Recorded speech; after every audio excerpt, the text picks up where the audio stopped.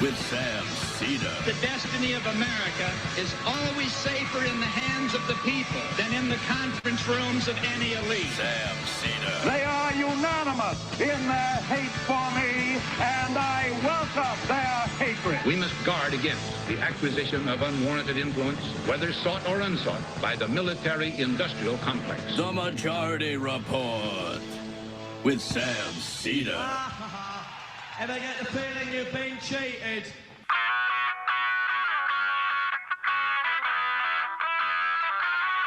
It is Monday, September 25th, 2023. My name is Emma Vigeland in for Sam Seder, and this is the 5-time award-winning Majority Report. We are broadcasting live steps from the industrially ravaged Gowanus Canal in the heartland of America, downtown Brooklyn, USA.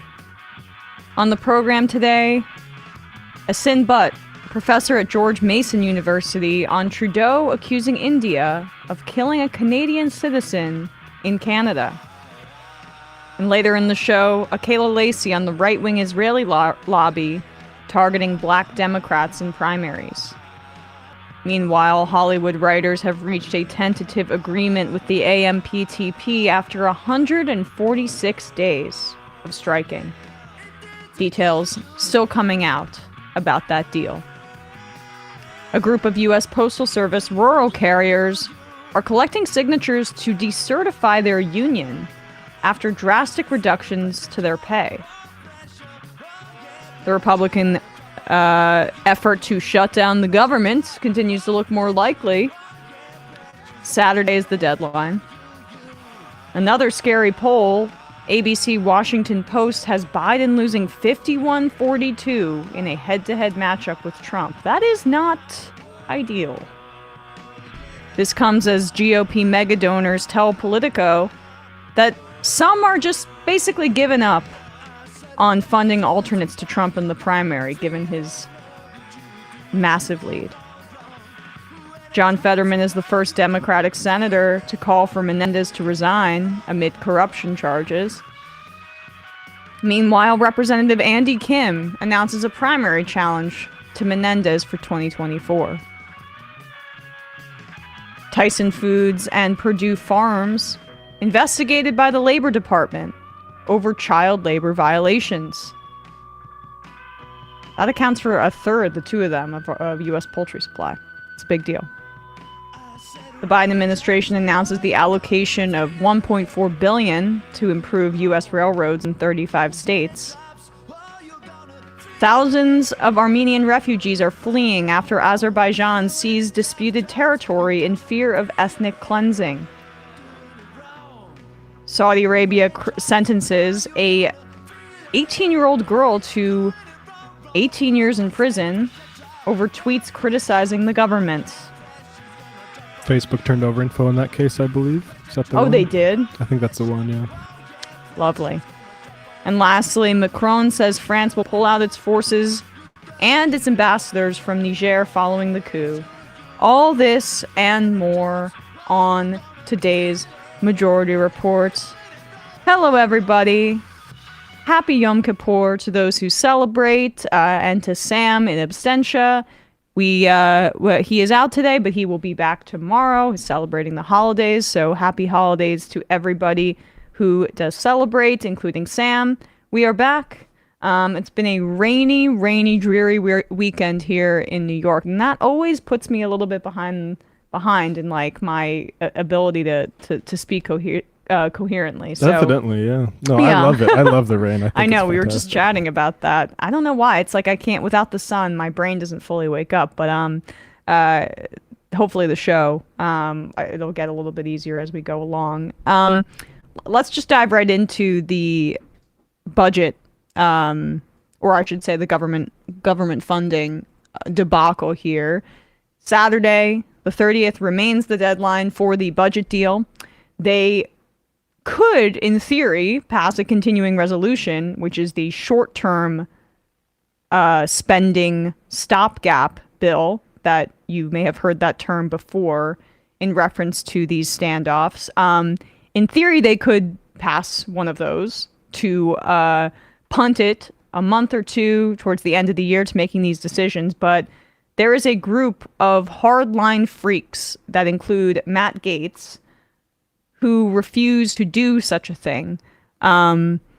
We'll hear from him in a second, but on the other side of things, there are 18 House Republicans who are representing districts that Biden won in 2020.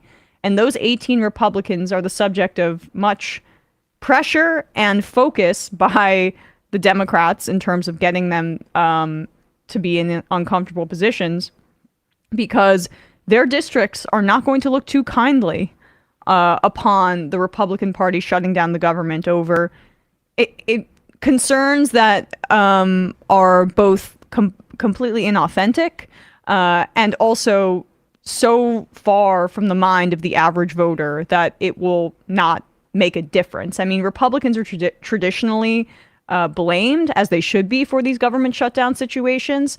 They're also often blamed for their shenanigans when in the voting booths, I should say, blamed by voters for things like the impeachment inquiry into Bill Clinton, which most people thought was BS. I predict a very similar response to the efforts to impeach Biden over a crime that they haven't even been able to name as it relates to his son Hunter. They're just flailing here. They're in disarray, and McCarthy's speakership is certainly in question right now. And someone like Matt Gaetz here, he does not care, because he has no principles except for chaos and anti-government rhetoric. And if you don't like the government and you think the government should be hampered, then shutting it down, you have no ideological opposition to that. Even if a lot of people get hurt along the way, even if government workers stop receiving their paychecks for a period of time, even if there are hits to the economy, what have you. But Maria Bartiromo on her show on Fox had a monologue on her Sunday show speaking about the looming government shutdown. And she also spoke to Jim Jordan, who mentioned that he thinks that the Republicans should pass a continuing resolution, and then focus on just one area, the southern border, to negotiate with Democrats on. This was Gaetz's response, I think, later in that same show, after hearing what Bartiromo and Jordan had to say at the start of it. And this is just kind of how extreme he is. He's even further to the right and more nihilistic than Maria Bartiromo and Jim Jordan. Republican Congressman Matt Gaetz. Congressman, thank you very much for being here this morning. Thank you. I'm glad I get to respond to your monologue, because if you're saying that I'm standing in the way of all the Republican wins, I'd love you to enumerate them. Watching my friend and mentor Jim Jordan, it was quite painful, because he started by saying we should only pick one fight, the border. But then as the interview went on, he said, well, we should pick a second fight, Jack Smith. And by the time the interview rounded out, he was saying that we shouldn't be funding Ukraine without a plan. And yet the very continuing resolution that you and Jim Jordan seem to be for continues to have $300 million more for Ukraine. So I think we ought to fight on all fronts. I think the border is very important. And the best way for us to advance the Republican border policies is to pass the Department of Homeland Security appropriations bill, do that along with veterans, defense, ag, state and foreign ops. We'll have 73% of the discretionary budget funded. And if, the Department of Labor and Education have to shut down for a few days as we get their appropriations in line, that's certainly not something that is optimal. But I think it's better than continuing on the current path we are to America's financial ruin. Congressman, I understand, and that is why you are on this program this morning, because I want to give you a fair shot, and I want to get you heard. So tell me why you are threatening Speaker McCarthy and trying to shut down this government at a time that the Republicans have finally gotten some upper hands here in terms of wins, able to investigate President Biden on what looks like bribery. Yeah, we don't put Can you our pause that for a pencils down sec? in the. It's interesting. She must be close to somebody in the McCarthy orbit, because that's exactly what he would want to say publicly. The reason that they're doing this impeachment investigation into Biden is to attempt to appease the Gaetzes of the world. Some red meat, yeah. Right. And Gaetz is not having it. They're McCarthy and Bartiromo are very close to the point where I don't know if you remember Tucker Carlson. There was a lot of speculation in their office that Bartiromo and McCarthy were having an affair. Oh my God, was that from those texts? Yeah. I totally forgot about that. That explains. I mean, not that they're having an affair, but they're clearly close. He goes on a lot. He has like priority, and she sort of really does hew to his line of thinking on a lot of this stuff. That's very interesting because she's lying on his behalf there. I mean, that's getting a Biden investigation is like giving the left oversight committee privileges. Like, oh, thanks, we can get some highlights out of this that go nowhere. Right. So it's completely aesthetic, and McCarthy, thought and prayed really that would be enough to appease the hardliners, but they're not having it. And then they're not having it as well if he chooses to circumvent that group of 6 or so who are saying absolutely no and work with Democrats. Then they're saying that they would remove him from the speakership. So this is the kind of nonsense that like everybody is dealing with here.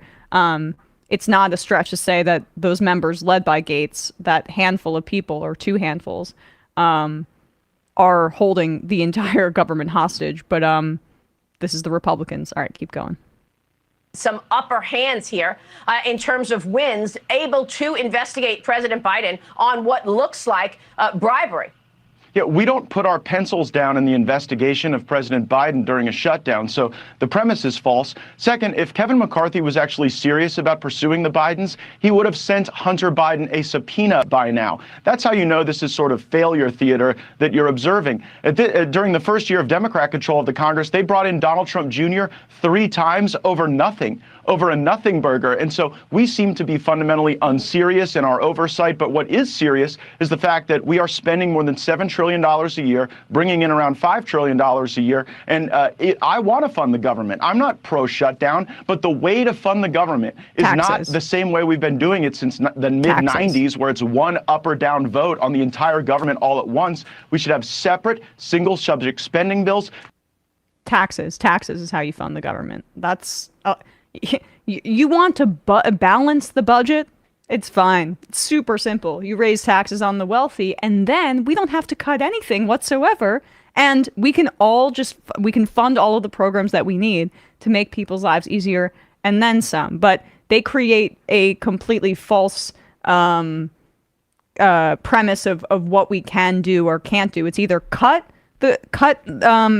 spending, or we're on the road to fiscal irresponsibility. How about we raise taxes and then we don't have to do anything of the sort?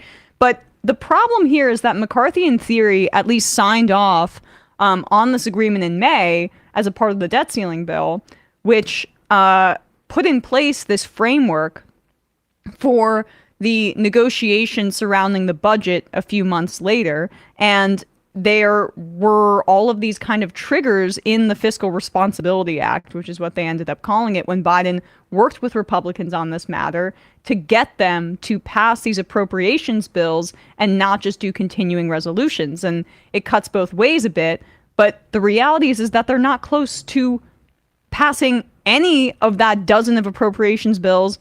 They're not close in any manner. And so if the continuing resolution is off the table, that means a shutdown is essentially imminent. And look, it's the Freedom Caucus that forced McCarthy into a position where he reneged on that deal. And since they were the ones who were liars, Biden should not work with them on this whatsoever. He already worked with them on the debt ceiling when we didn't even need to do so. They could have... you could have forced the Republicans into an uncomfortable position there. Now, especially when they're trying to demand all of these cuts, do not work with them on anything. Give them enough rope to hang themselves and have them hash this out. Because the more chaos that's in the Republican Party, the better that is for the Democratic Party, especially when you have Biden at the top of the ticket, who doesn't inspire anything in the average voter. I think if I were to guess right now, if it's Trump versus Biden in 2024, the negative partisanship about Trump, I would hope, is enough to carry Biden over the finish line. But Biden should not take that for granted by any means. That's why it's a good thing that he's going to the picket lines. tomorrow to support UAW workers, and it would be a good thing for him to promote chaos within the Republican Party. They're already doing a good job of it themselves. The Freedom Caucus is refusing to engage with anything involving a short-term spending gap, a continuing resolution, and that's part of what Gaetz was responding to there in relation to Jim Jordan's comments. But even the proposed continuing resolutions from these Republicans would die in the Senate, which is controlled by Democrats. So it really is a complete mess at this point, and it's a mess of the Republicans doing. It's important that the Democratic Party communicate that to the public. All right, guys. One word from our sponsors before we get to Ahsan. Nutrafol. You don't have to choose between better hair growth and your health. And now I know a lot of people, guys in particular, who get started on some of these medications that you have to take basically for the rest of your life, or the hair starts to fall out and there are some side effects that people don't really like. This is not that. Nutrafol is not a drug. It is basically a supplement to promote better hair. No drugs, no compromises, just better hair. Nutrafol is the #1 dermatologist recommended hair growth supplement, clinically shown to improve your hair growth, visible thickness, and visible scalp coverage. Nutrafol's hair growth supplements use physician-formulated, natural, science-backed ingredients. Their drug-free, patented technology provides consistent, reliable results without compromising your sexual health. That is definitely one of the side effects that I've heard about for some of those drugs. Nutrafol is not that. And by the way, I know a woman, a friend of a friend, who had a bunch of health issues, lost a lot of her hair, and she started taking Nutrafol, the women's version, and her hair grew back, which is, amazing. Go to Nutrafol.com/men to take their hair health wellness quiz. Identify causes of your thinning hair, and Nutrafol will give you a personalized plan for better hair health through whole body wellness. Nutrafol supports healthy hair growth from within by targeting root causes of thinning, such as stress, hormones, environment, nutrition, lifestyle, and metabolism through whole body health. And it works. In a clinical study, 84% of men showed improvements in their hair after 6 months of taking Nutrafol men's hair growth supplements. Take the first step to visibly thicker, healthier hair. For a limited time, Nutrafol is offering our listeners $10 off your first month subscription and free shipping when you go to Nutrafol.com/men and enter the promo code TMR. Again, that's Nutrafol.com/men. Enter the promo code TMR for $10 off your first month subscription. Find out why over 4,000 healthcare providers, and professionals, I should say, recommend Nutrafol for healthier hair. Nutrafol.com/men, spelled Nutrafol.com/men, and enter promo code TMR. That's Nutrafol.com/men, promo code TMR. We'll put a link to that wherever you're listening to or watching this. All right, guys, quick break, and when we come back, we'll be talking to Ahsan Butt, Associate Professor of International Relations at George Mason University, about what is happening between Canada and India right now.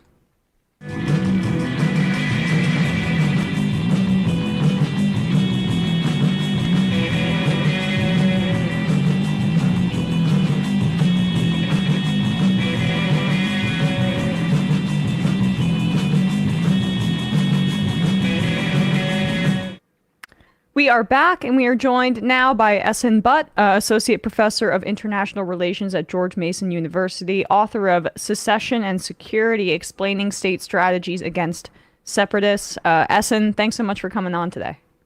Thanks for having me. It's great to be here. So, of course. Basically, big picture, what happened when in the last week with Justin Trudeau making a explosive allegation that I don't think you would make unless you had extensive evidence to support it. But that's my editorial opinion on that, about essentially the Indian government's complicity in the killing of a Sikh Canadian citizen in a suburb of Vancouver. That's just kind of the headline. But what are the facts on the ground here? Yeah, I mean, I think you have them basically accurate. What happened here is that Trudeau got up in front of the Canadian Parliament and made this, as you said, sort of explosive allegation. And yeah, right now we're in the stage of sort of seeing the aftermath of that allegation and how exactly the Indian government is going to respond. It actually hasn't made an official response as yet. It's been about a week. But yeah, the background here is basically, there's a couple of factors you want to keep in mind. One, at a structural level, India's rise in global power politics, and its belief that if other powerful countries can murder people outside their borders for all sorts of reasons, then why can't they do it? So that's sort of one angle here. The other angle here is obviously we want to keep in mind the substantive issue itself, which is the issue of Khalistan and sort of Sikh separatism in the Indian state of Punjab. Ironically, the Khalistan issue is probably not a big issue today. It was a very, very big issue in the 70s, 80s, and early 90s when the Indian government fought a very brutal civil war against Sikh separatists in Punjab. But the violence in that province and that conflict has essentially died down for the best part of a quarter century. So, and in many respects, the Khalistan issue is much more alive outside India than inside India, in places like Canada, the US, and UK. So the Indian government in the last few years has taken a more strident tone against people that it considers sort of enemies of the state, and both within the country and outside the country. And so we can think of this assassination, if indeed the allegation is correct, which I think we both probably assume is the case. If the allegation is correct, it marks a new I would say stage in India's development as a global power. You mentioned the Khalistan movement. Could you give a bit more history for our audience on Sikh separatist movements within India and how that kind of cultural cachet, or not, maybe not even cachet, but just that history is so embedded in the accusation here? Yeah, I mean, we'd want to step back and think about sort of how, well, there's a couple of ways to approach this. One is to think about India as a sort of very, sort of this hotbed of separatism, in that if you look at data sets on secessionism and separatism, India is the one country most affected by separatist movements throughout its history. And there's sort of two or three sort of hotbed regions of separatism in India. One would be the Northeast historically, and then one would be the sort of Northwest with Kashmir, and then Punjab as well. So India has always tended to react quite violently, especially to separatist movements on its western border, those close to Pakistan, where Pakistan has had some sort of connection, especially in the case of Kashmir, but also in Punjab. The Khalistan issue really comes about, as I said, in the 70s and 80s. There's sort of historical reasons, everything to do with sort of the Green Revolution. Punjab is a very agriculture and farming heavy province. So developments in irrigation and agricultural science and so on in the Green Revolution in the 70s really set the stage for a more vociferous demand for Sikh nationalism, along with rising sort of religious extremism within the Sikh community in the early 80s, especially in the face of sort of Indian managing of that crisis, all of which led to this very, very famous incident in 1984 where the Indian government stormed the Golden Temple, which is a very, very sort of sacrilegious site for the Sikh community. And thousands of people died in the ensuing riots. Indira Gandhi, who was the Indian Prime Minister, was assassinated by her two Sikh bodyguards, who themselves were then shot, which then kicked off this sort of very vicious insurgency, and then in turn counterinsurgency from like roughly the mid-80s to the early 90s. So that's really the sort of background to the conflict. But as I said, that conflict as an insurgency, counterinsurgency dynamic has been dead for 25 years. And if anything, the Modi government has given more oxygen to the movement, I would argue, by actually bringing it back to the fore in this manner. Well, so then it makes the claims that Hardeep Singh Nijjar, who is the leader who was assassinated, the Canadian citizen, it makes the claims that he was a terrorist to be even more laughable, I guess, because if this, taking what you're saying, has essentially been a non-issue and is a bit more in the rearview mirror since the 80s and early 90s, how could they be just a few years ago charging him as a terrorist under this Indian law that, by my understanding, doesn't allow for really like any trial or due process? Yeah, absolutely. I mean, this is where the rubber meets the road on this allegation. So the Indian government has, or supporters of the Indian government, because the Indian government hasn't said anything, but supporters of the Indian government have essentially made two counterclaims in response to the Trudeau allegation. One is we didn't do it, so show us evidence that we did it. But then the sort of second one, which is kind of contradictory, is okay, but even if we did do it, we're totally justified because he's a terrorist, as you said. So that sort of the sort of first allegation that he's a terrorist is, I think, really the one where the rubber meets the road, because so far anyway, outside India, I have only seen him referred to as a quote-unquote activist, a dissident, a leader, but not crucially a terrorist. And so the Indian government has to sort of convince the outside world that in fact he is tied up in terrorist activities, which so far, no one seems to be buying that logic other than people already inside India, and other than people already predisposed to believing what the Modi government has to say. So in my opinion, and of course opinions can change with new facts on the ground, but in my opinion, it's not clear to me that he was a terrorist. He was certainly a separatist, like he wanted an independent Khalistan, and he was politicking for that in Canada, which he's legally allowed to do. But I don't know if the mere act of calling for Khalistan makes one a terrorist. The Indian government is alleging that he's had his hand in certain acts of violence, in a particular cinema or in a particular murder, but the allegations sort of are not clear to me. Sometimes they change, and what the evidence is for those allegations is also not clear to me. So yeah. Well, can I just interrupt quickly please. too as well? He became a Canadian citizen, so if he was this kind of globe-trotting terrorist out of a Bourne movie, it's pretty difficult in like some of these countries like the United States and Canada to get citizenry, and you have to go through an extensive process. They might have caught that part if that were the case. Absolutely. And the Indian government has been sort of raising concerns about not just this gentleman, but a lot of people like him and a lot of networks that, he is embedded in, and the types of networks that someone like him would be embedded in. Again, not just in Canada, but also in places like the US, UK, and even Australia, which is really where the Sikh movement is probably the strongest. So yeah, absolutely, you're right that if there was like a very strong sort of evidentiary trail of him being tied up either directly in military training activities or even financing terrorism, that the Canadian government would presumably take that very seriously. So the fact that they haven't sort of gone after him or prosecuted him suggests to me that the Indian government's allegation that he's a terrorist is probably spurious. How does this fit into Modi's larger, as the leader of the most populous country in the world at this point, his broader history and record of human rights violations? Infamously, as the minister of Gujarat, he gave carte blanche for the killing of Muslims.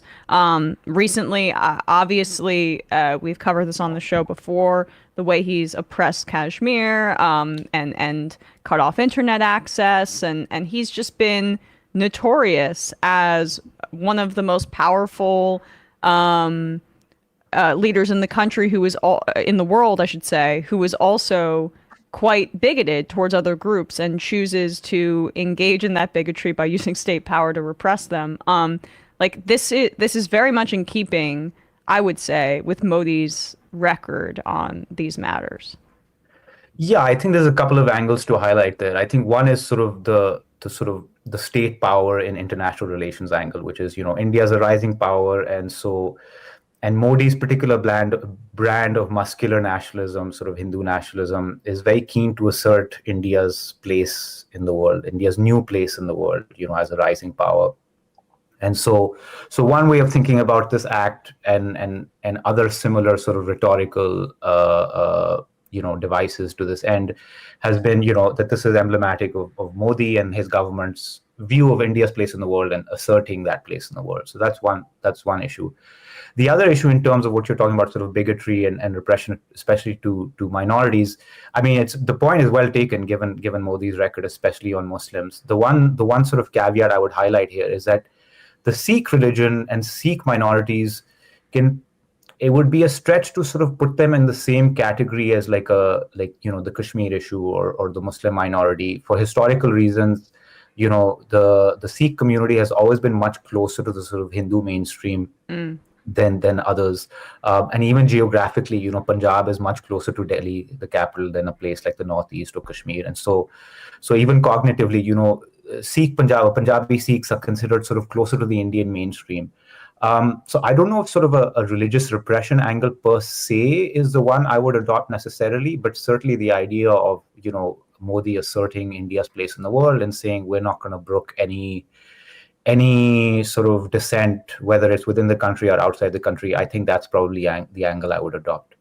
Well, it's also helpful to look at his actions in the same context as Mohammed bin Salman's assassination alleged of Jamal Khashoggi, and the fact that the United States essentially turned a blind eye to that despite Biden's protestations on the campaign trail.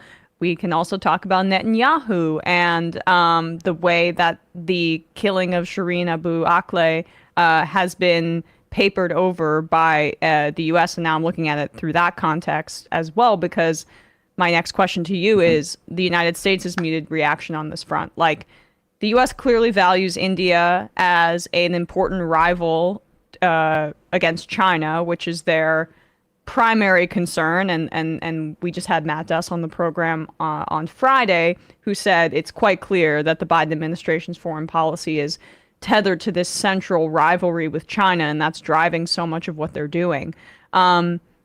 Your just assessment of the United States' reaction or lack thereof on this front, and how that relates to broader attempts to kind of forge these deep economic ties with India. Yeah, you hit the nail on the head. I mean, the U.S. is sort of caught between the devil and deep blue sea on this, right? Yeah, on the one hand, they certainly don't want to be seen as putting too much distance between themselves and India. India is considered, a very, very important player in that rivalry with China. And India itself, is very, very, what we would call sort of displays a sort of a prickly nationalism, in the sense that it's very sensitive to outside criticism. And so to the extent that successive U.S. governments from the Obama administration on, obviously not counting the Trump administration because they didn't care about human rights, but both the Obama and Biden administrations, to the extent that they have made demands, or maybe not even demands, but sort of raise concerns over the issue of human rights, they've done so in private. They're very, very careful to not sort of castigate India in public. So that's sort of one constraint. But on the other side, Canada is a very, very long-standing partner of the U.S. I mean, Canada fights with the U.S. in every single war that it fights. Canada supports the U.S. in every single Security Council resolution. Especially the super controversial ones, with on Israel, for example. The Canada is one of the few countries that always votes in step with the U.S. And not to mention the sort of military security alliance in terms of the Five Eyes intelligence cooperation network. So, Canada is a long-standing friend of the U.S., and that's why, I think we're seeing sort of that the tension between these two constraints sort of result in this sort of, as you say, a muted reaction. But I wouldn't go that far. I mean, to the extent that the U.S. government has made statements in the aftermath of this, as you said, very explosive allegation, from Secretary of State Blinken, from the White House spokesman Jake Sullivan, both have sort of clarified that, to the extent that the U.S. can say anything right now, it's siding with Canada. It obviously doesn't want to say anything too over the top, but its words make clear that it cares a lot about the fact that the Indian government has done this. And the last thing I'll say is, just compared to, Khashoggi and some of the other cases that you mentioned, all well and good. I totally understand how that can sort of seem like a precedent, both to sort of observers and, more importantly, to the Indian government itself. I guess the big distinction between those cases and this one is that the act was carried out against a Western citizen in the Western country itself. And so that is sort of, different from some of the other cases you mentioned. And so that's why I think this allegation has brought, so much attention. Fair enough. Well said on that front. You mentioned a bit about how the Indian government has not formally responded to this, but a lot of the supporters of Modi and that government have been speaking out. What has been the reaction within India to these allegations? Yeah, it's a mix of defensiveness with sort of, so as I said, one version of the response is, hey, we didn't do it. show us the evidence. You were wrong about WMD in Iraq as well. So why should we believe anything Western intelligence agency says? The second reaction has been to say, sort of this O.J. Simpson, if I did, even if we did it, we were justified, and for all the reasons that we were talking about. And then the third reaction is sort of this domestic political reaction, which is, by doing this, you have just ensured Modi's re-election because, he's seen to be, this powerful leader who can take care of Indian enemies abroad. And so it's a reaction of defensiveness, of pride, of an assertion of power. I don't think that the Indian government right now, so that's a public reaction. What we don't know is what's happening behind closed doors. A couple of sort of sources that I trust have said something to the effect of, have written something to the effect of, the Indian government is being a little bit more conciliatory behind closed doors than it is in public. Obviously, we don't know that for sure, but certainly the public reaction has been quite, dismissive of Trudeau and his allegation. And then I guess that brings us to the other leader involved here, Justin Trudeau. I mean, what is the relationship between Trudeau in this way and the, say, Sikh? I believe, if I'm not mistaken, there's a significant amount of number of people who are Sikh diaspora in Canada, and so that's like a bit of a domestic concern for him. But what is your assessment of his role here? Yeah, absolutely. I mean, by a percentage of population, Sikhs are actually a bigger percentage of Canada's population than India's population. They're roughly 2%. They're roughly 2% of Canada's population, and roughly 1.5% of India's population. And in pure numbers, Canada has the second largest Sikh population in the world after India. So yeah, Sikhs are an important sort of part of the fabric of Canadian society and Canadian politics. One of Canada's three main parties is now led by a Sikh. And Trudeau himself was very proud and advertised the fact that his cabinet, for instance, had more Sikhs in it than Modi's cabinet did, and he had, more women in it. And so, he's been very, very he's used the fact of sort of having minority representation in Canadian politics as a point of pride. And yeah, certainly, what Indians derisively refer to as "quote unquote" vote bank politics, the idea that you say and do certain things to elicit the support of particular groups of people for votes, I think might be overstated, but there is some kernel of truth there in the sense that he's a democratic politician and he needs to win votes, and they're an important constituency. Although, as I said, the extent to which they're an important constituency might be overstated in a lot of the Indian media I'm seeing. So yeah, I think so. Trudeau has a domestic political angle here as well. But the one thing I'd say is most of the across the Canadian political spectrum, we've seen some pretty uniform support for Trudeau and his allegations. This sort of seems to be a closing of the ranks, which itself I think is reflective of, number one, the intelligence behind the allegation. My suspicion is that it's very, very good, strong intelligence. And number two, I think it says something about how the Canadian body politic is thinking about this, which is, we are going to be united on this front, come what may, when it comes to outside actors. We can't let sort of divisions within us be exploited by people outside. This is a really important story that we're going to be monitoring going forward. I really appreciate your time today, Ahsan, Associate Professor of International Relations at George Mason. The book that you authored a few years ago, Secession and Security, Explaining States' Strategy Against Separatists. We'll put a link to that in the description wherever you're listening to or watching this. Really appreciate your time today. Thanks so much. Thank you so much for having me.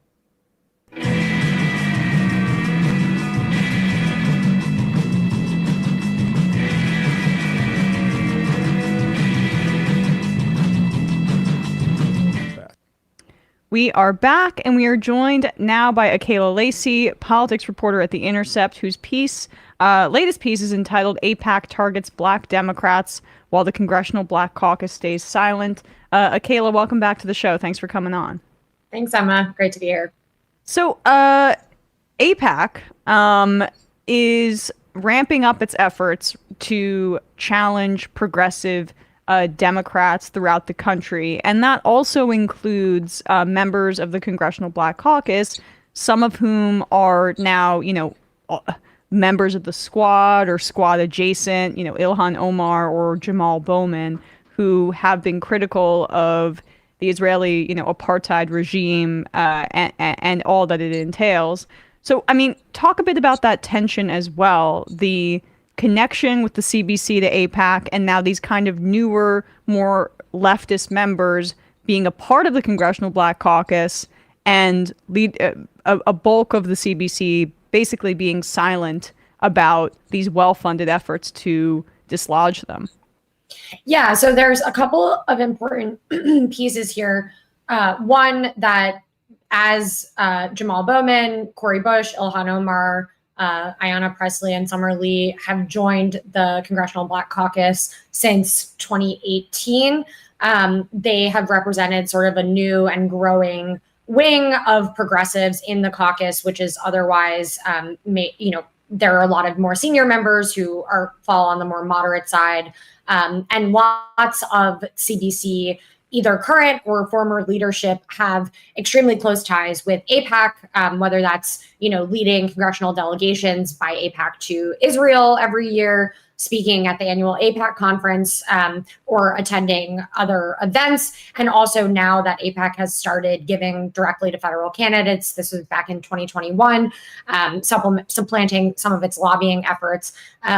Those members are, they still have a very strong relationship with AIPAC. In the story, we reported that the members of the CBC, I think 31 members have taken at least $3.6 million from AIPAC since early 2021.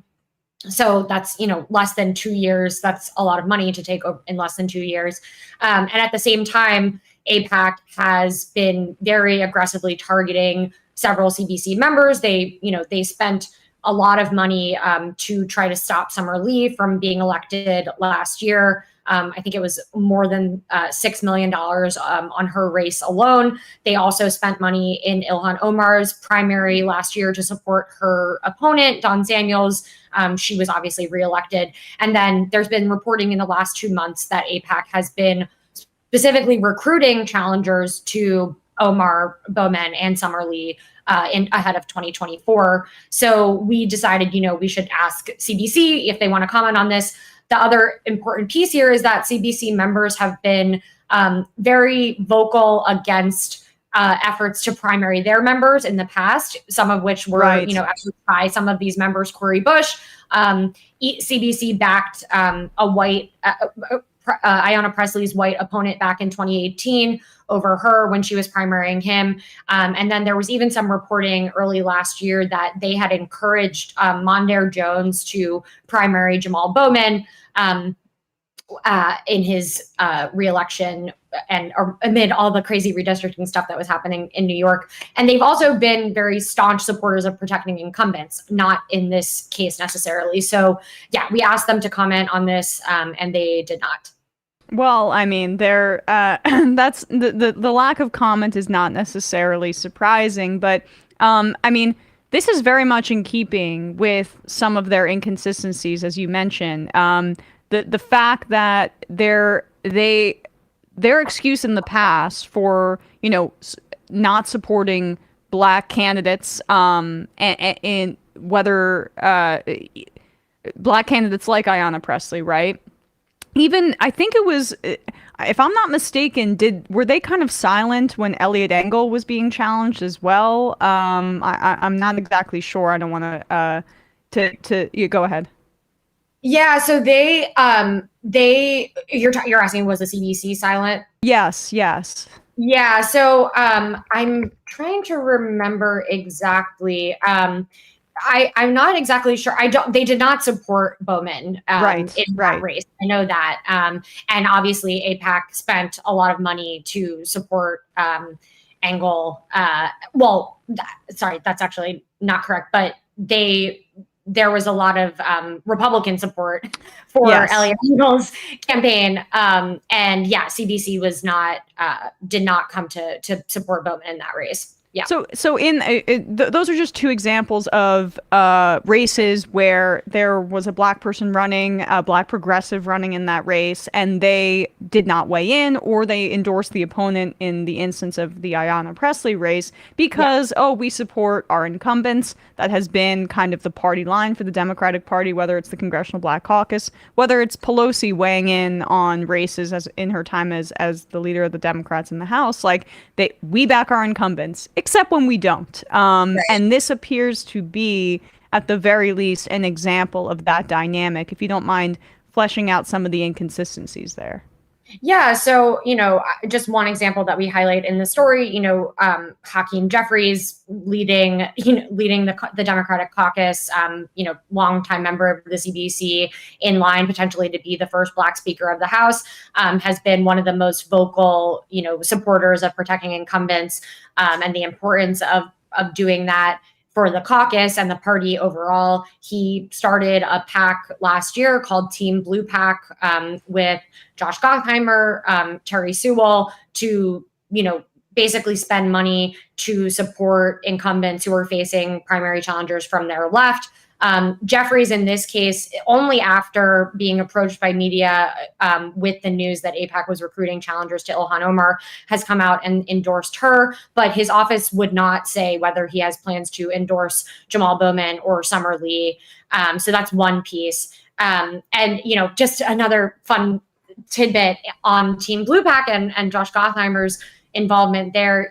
Josh Gottheimer has also been obviously not a member of the CBC, but has been very vocally, opposed to some of the squad members. He, gave a comment to the Pittsburgh Post-Gazette, which is on strike right now. So he crossed the picket line basically to criticize Summer Lee in an interview to them last Why month. was he giving an interview to the Pittsburgh Post-Gazette as a representative in New Jersey, except to just literally target Summer Lee, that's where her district is, Pittsburgh, right? Yes.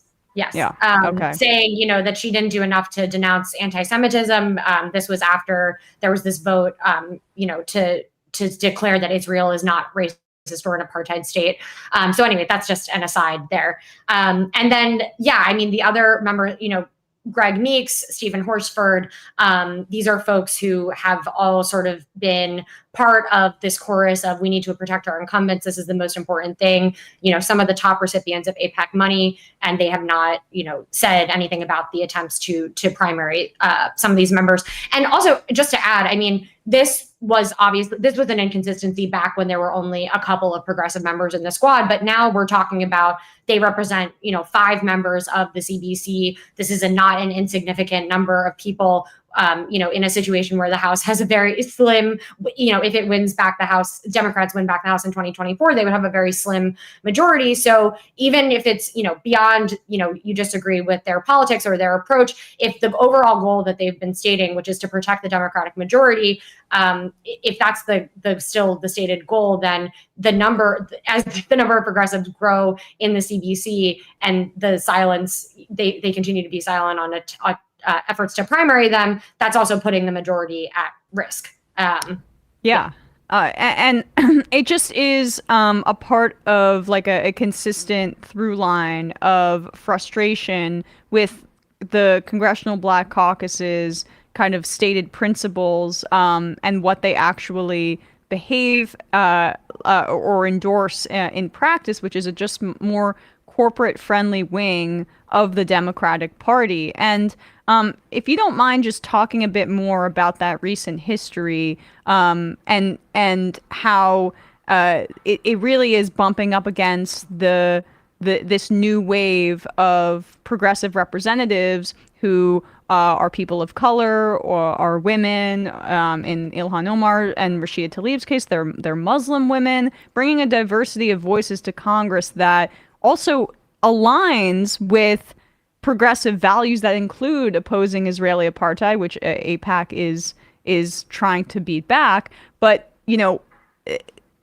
it's not just the opposition to what Israel is doing. I think it's also about what that says about what you're going to stand for in Congress. Like, if you are brave enough to speak out against the right-wing Israeli lobby, which AIPAC is so representative of, that means you're probably also going to support a bunch of taxes on the wealthy. You're also going to support a higher minimum wage. You're going to support issues that threaten a ton of moneyed interests in this country. Just the intersection of those incentives, if you don't mind talking a bit about that. Totally. So yeah, I mean, I think you're right. You're hitting the nail right on the head. The sort of old guard, versus progressive dynamic in the CBC is salient in issues outside of Israel politics, outside of foreign policy.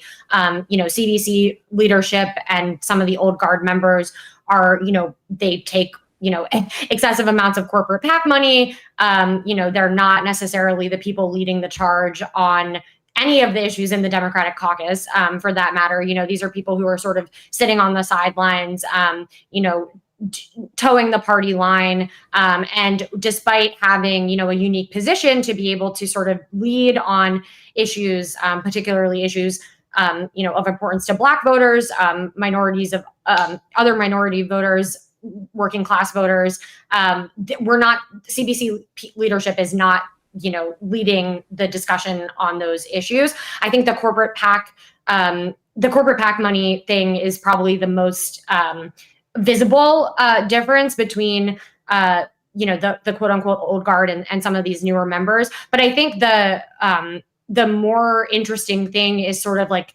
the lack of activity that you see from these members on anything. I think it's one thing. One piece is, yes, they're taking a lot of money from people. The other piece is they have some of them who've been in office, for 4+ terms, are in a position where they have, a lot of support from their bases in their respective districts. And they're in a position where they don't necessarily have to, stick their neck out on anything or really lead or do much of anything at all in Congress. And that is a way for them to, sort of keep their seat, keep their tenure, ensure that they're going to be reelected again in the next year. And part of that is, making sure that they have sort of full coffers, whether that's from AIPAC or from any of these sort of other corporate donors that support them. And at least that AIPAC is not spending against them or recruiting people to challenge you, as they have been doing actively based on your reporting in the case of Summer Lee. And that seems like a interestingly timed interview with Josh Gottheimer, who has spearheaded efforts to basically get the left, more leftist members out of Congress. That does not seem like a coincidence to me, but we'll put that aside for a second because I want to talk a bit about Hakeem Jeffries. Yes. He is one of the top recipients in the Congressional Black Caucus of AIPAC money since 2022. He is also the House Democratic Caucus leader, and he's Nancy Pelosi's handpicked successor in that way. Part of what the Democratic Party sees as valuable in that kind of position is the ability to fundraise. Nancy Pelosi is one of the best fundraisers in the Democratic Party, and that's in part why she, I think, retained her position for so long. And Jeffries is hoping for a similarly long tenure, which is probably, a part of why he's not going to publicly go after a group like AIPAC. Let alone he's cozied up to them with public comments and in practice with like them funding him. Yeah, and this is sort of emblematic of this split, right? Like earlier this year when progressive members, other members who were not necessarily in the squad, were protesting Israel's president's address to Congress, saying that they weren't going to attend this speech, particularly while there's this right-wing attack on Israel's judiciary, in addition to, all the sort of ongoing issues of the apartheid state there. Jeffries was preparing to lead, AIPAC's annual delegation to Israel. This is also at a time when, this was at the sort of the height of the, quote unquote migrant crisis in New York, when migrants were sleeping on the streets. And so people were kind of like, okay, why, like you're a congressman from New York, you're the next in line to lead the Democratic Party, but for some reason at this really important time, you're at this really important time in New York, and this time when there's all this vocal criticism of Israel, particularly with the president coming, you're still leading the annual delegation there. And what does that say about the relationship that you have with AIPAC, the priorities that your office has? That was something that a lot of sources were asking me about at that time, and that was highly covered, right? But again, there's not. Hakeem Jeffries is in a sort of unique position where he can get away with not answering to that stuff because he does have this position of power within the caucus already. And it's sort of this catch-22 where people are like, okay, well, if we want a chance at winning back the majority, if we want to keep somebody who has strong fundraising prowess in this position, then he's our best bet, right? And so all these other things can go by the wayside. At least I think that's we have a quote from a Democratic strategist in the story sort of about this tension with CBC beyond some of the AIPAC stuff, that a lot of what's driving this beyond the money from AIPAC is that they have this idea that if they do criticize the Israel lobby, it's not only cutting off a potential source of fundraising, but it's jeopardizing the potential to have Jeffries, as the first Black Speaker of the House, and what that would mean for the caucus and for the CBC more broadly. Yeah, I mean, and it just seems like incredibly short-sighted in like their in what they're attempting to promote. And I mean, before I let you go, just the fact that the CBC or members of the CBC reportedly wanted Mondaire Jones to challenge Bowman last year. That was a result of a horrific redistricting process that even had to happen. That the New York Democratic Party completely dropped the ball on, and then Sean Patrick Maloney big dogged his way into.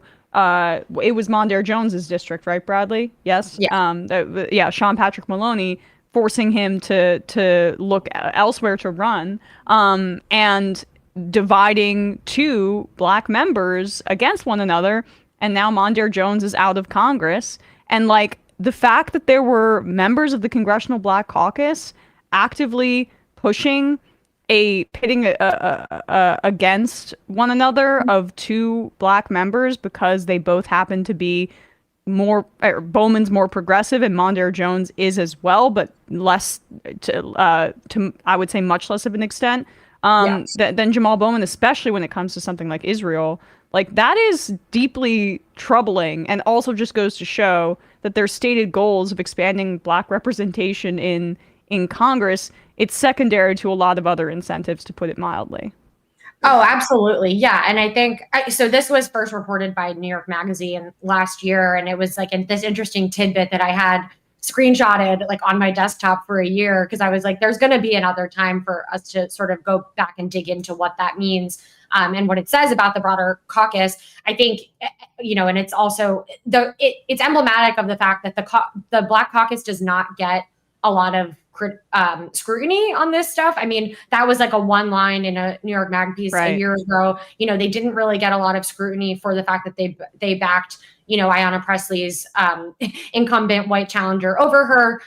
There isn't a lot, and I think this goes to the point that we were making earlier, that despite sort of all this prestige and sort of the numbers, like there is like there's strength in numbers in the way that they would promote the CBC, right? Yeah, right. And discussion about sort of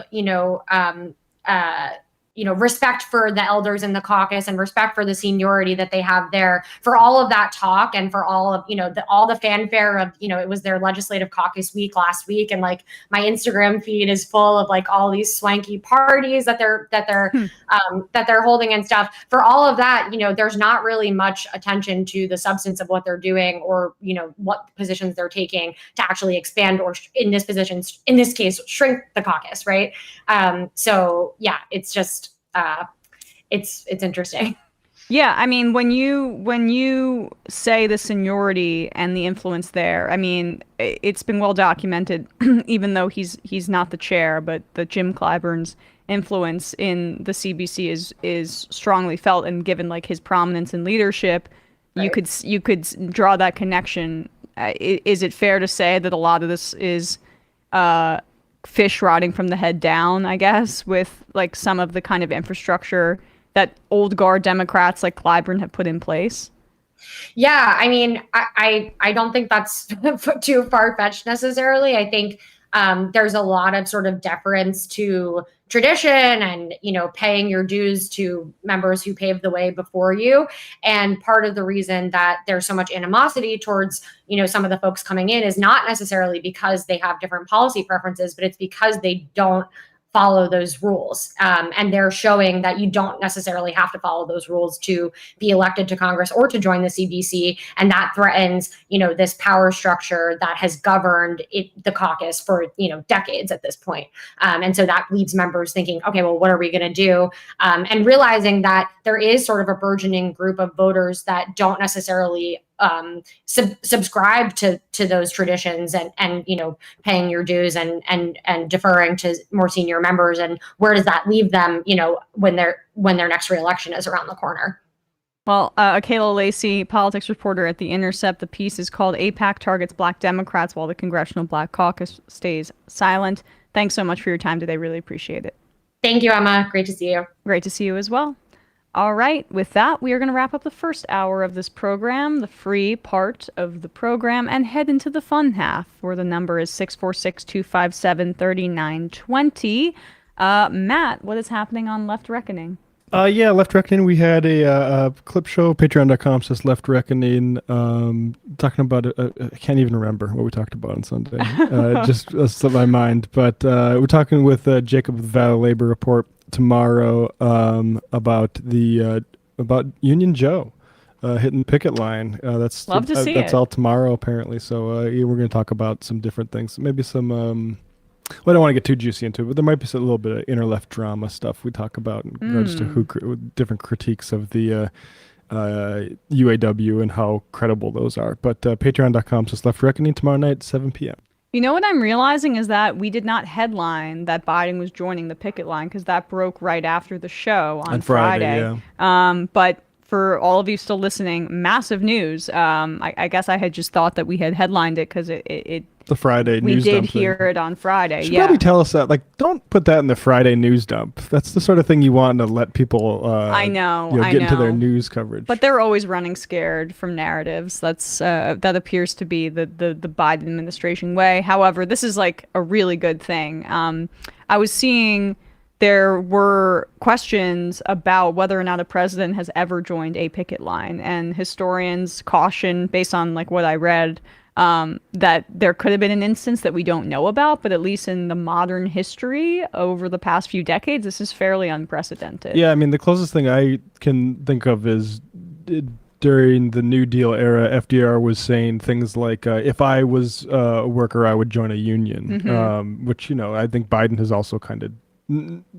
hinted at that sort of thing. And I'd prefer the New Deal type of political economy to be instituted than different sort of stunts from the lead executive. But as far as it goes, I absolutely welcome it, and that's the type of thing that it's a sign of where power can be. Like Joe Biden is doing this because the labor movement made a liability for him by saying, "Hey, if you want our endorsement, you're gonna have to earn it, and if he didn't do anything to earn it, it'd be a problem." So I think there is a lesson there.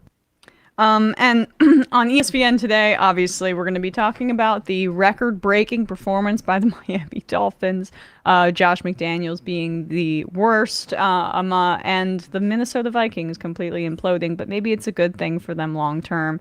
YouTube.com/ESPN show today. It's also the Vikings, so that's the sort of thing they do. Yeah. And I just remembered also, we talked about AOC and her Venezuela comments, which Juan Guaido has taken exception to on Twitter and at very long length. I was excited to talk about that in the fun half, so we will, now that you've had a trial run, you can inform me on some of that stuff when we comment on her comments, which are incredibly welcome. Much appreciated for her to say that on Face the Nation.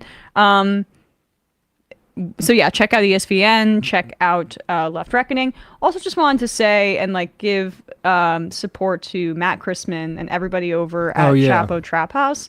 Some news, from the Chapo team broke on Friday that Matt Christman experienced a severe health episode, and I know that his partner just gave birth to their baby. So they actually did give birth. I saw on social media, so that's really, I mean, glad that she's okay, and then the child is healthy. It seems, at least from social media. I don't have any knowledge, just right.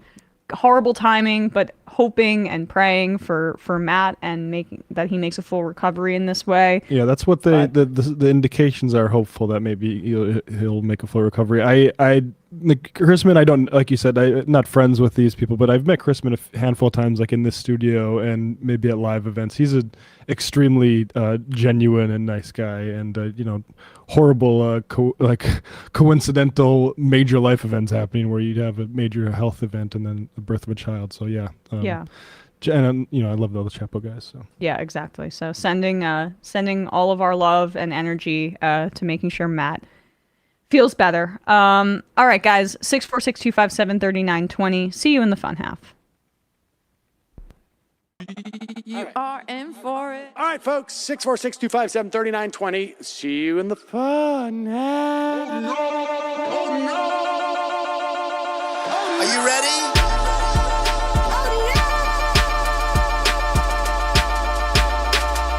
Who sent us this? Alpha males are back. Boy is back. And the alpha males are back. Just as delicious as you could imagine. The alpha males are back. Boy is back. And the alpha males are back. Just wanna degrade the white man. Alpha males are back. I take all of it in my throat. Alpha males are back. Snowflakes has what? The alpha males are back. You are a madman! And the alpha males are back. Oh no, Sam Cedar! What a fucking nightmare! Bring back DJ Danner. Yeah, or a couple of them. Just put them in rotation. DJ Danner. Well, the problem with those is they're like 45 seconds long, so I don't know if they're enough of a break. That's fucking nonsense. You see white people doing drugs, they look worse than normal white people, and all white people look disgusting. And the alpha males, psych, fuck them. Snowflake says what?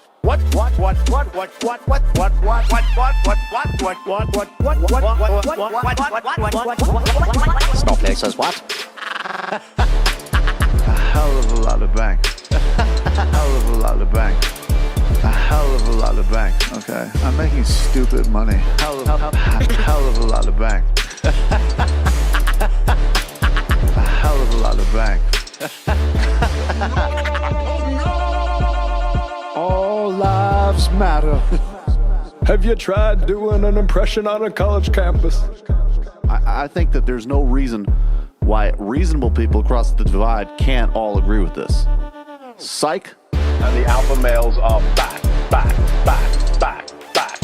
And the Africans are black African. And the alpha males are black. And the Africans are back. When you see Donald Trump out there, doesn't a little part of you think that America deserves to be taken over by jihadists? Keep it at 100. Can't knock the hustle. Come on, fuck them. Things I do for the bigger game plan. By the way, it's my birthday. Happy birthday to me, Jew boy. I have a thought experiment for you. And the alpha males are back. Africans are black. Alpha males are black. Africans are back. Come on. Someone needs to pay the price for blasphemy around here. I am a total pussy.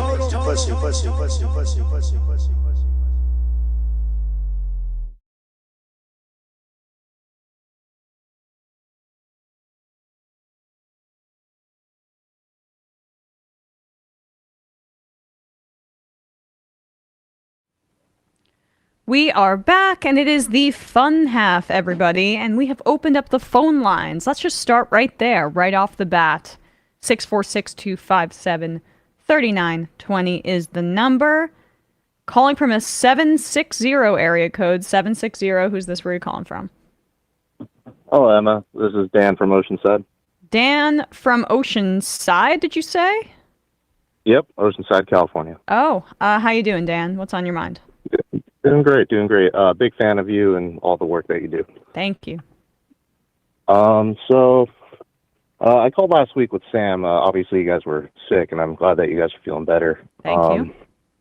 Yeah, just in regards to, I wanted to expand the conversation last time on, I feel like a lot of businesses, they make the workers subsidize the business by passing on the expenses to people. And so one of the things is transportation, for instance, and Sam rebutted my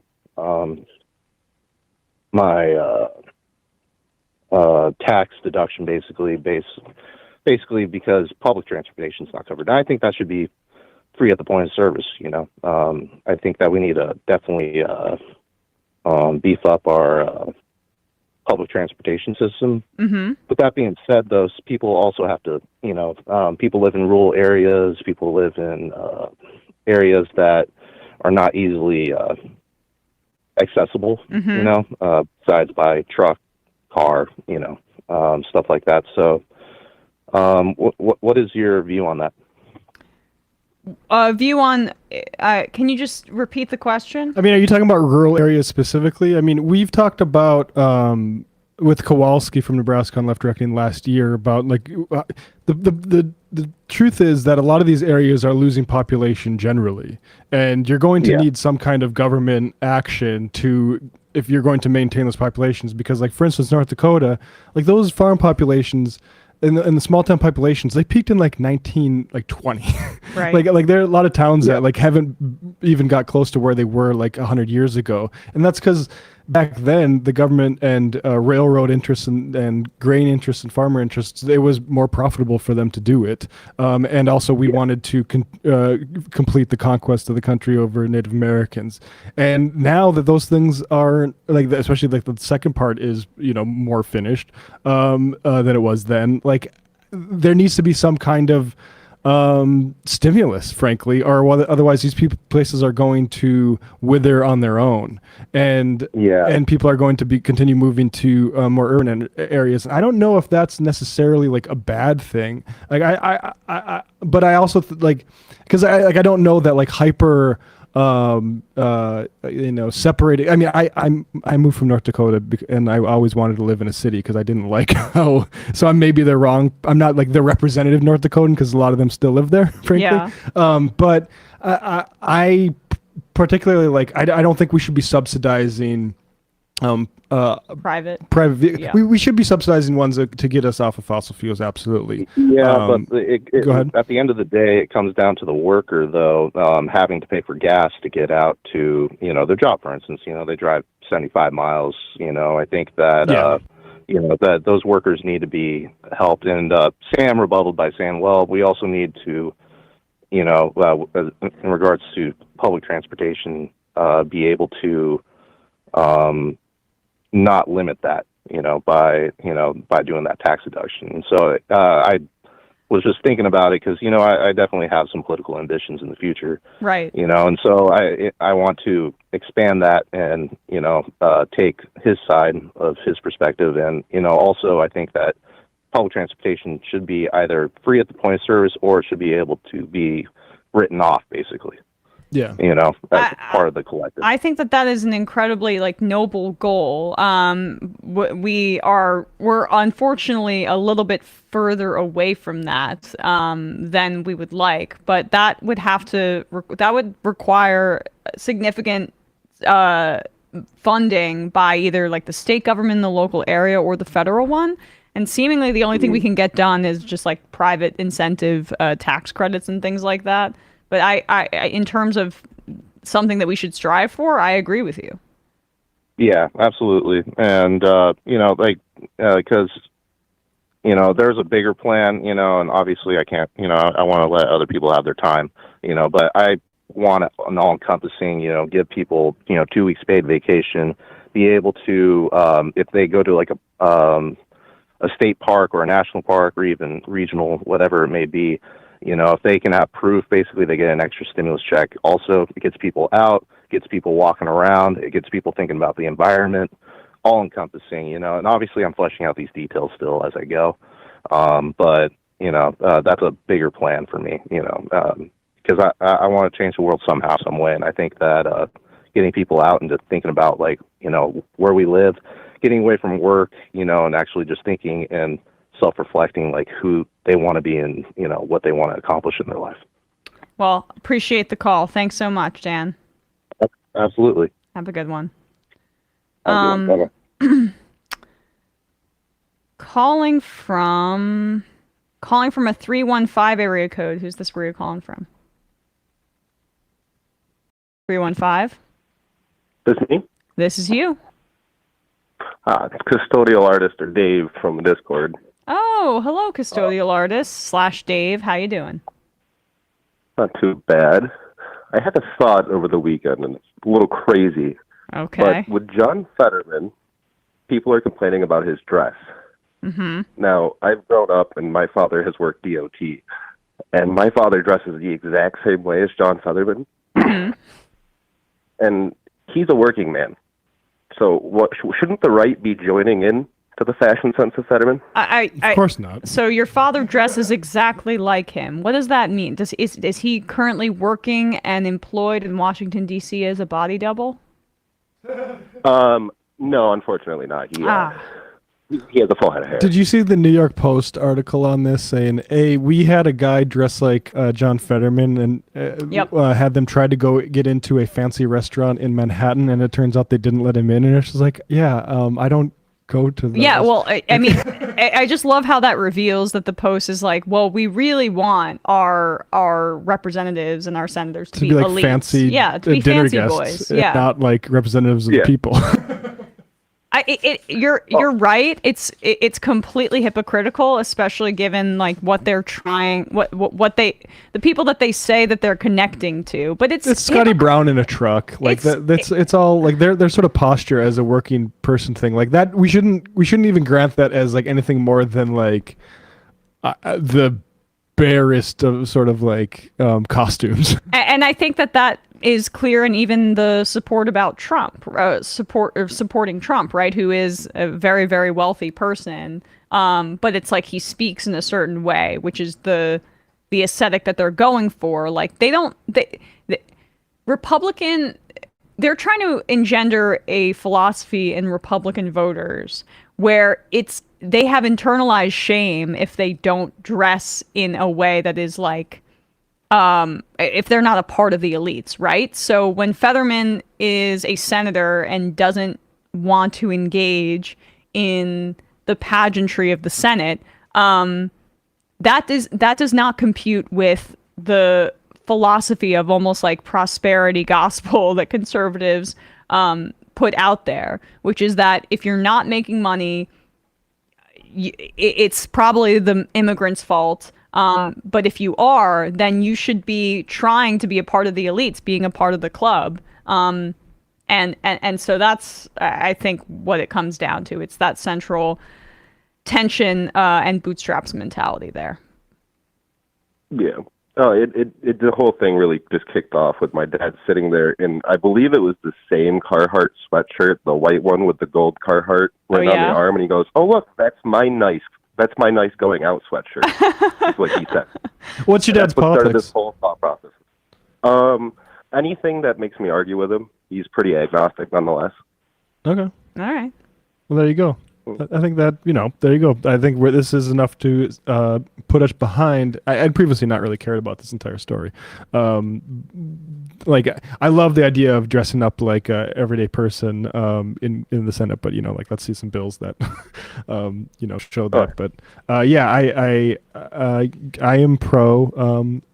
I wore Nikes to my graduation, thinking my like not even nice Nikes, like ratty knock around ones, thinking my gown would cover them.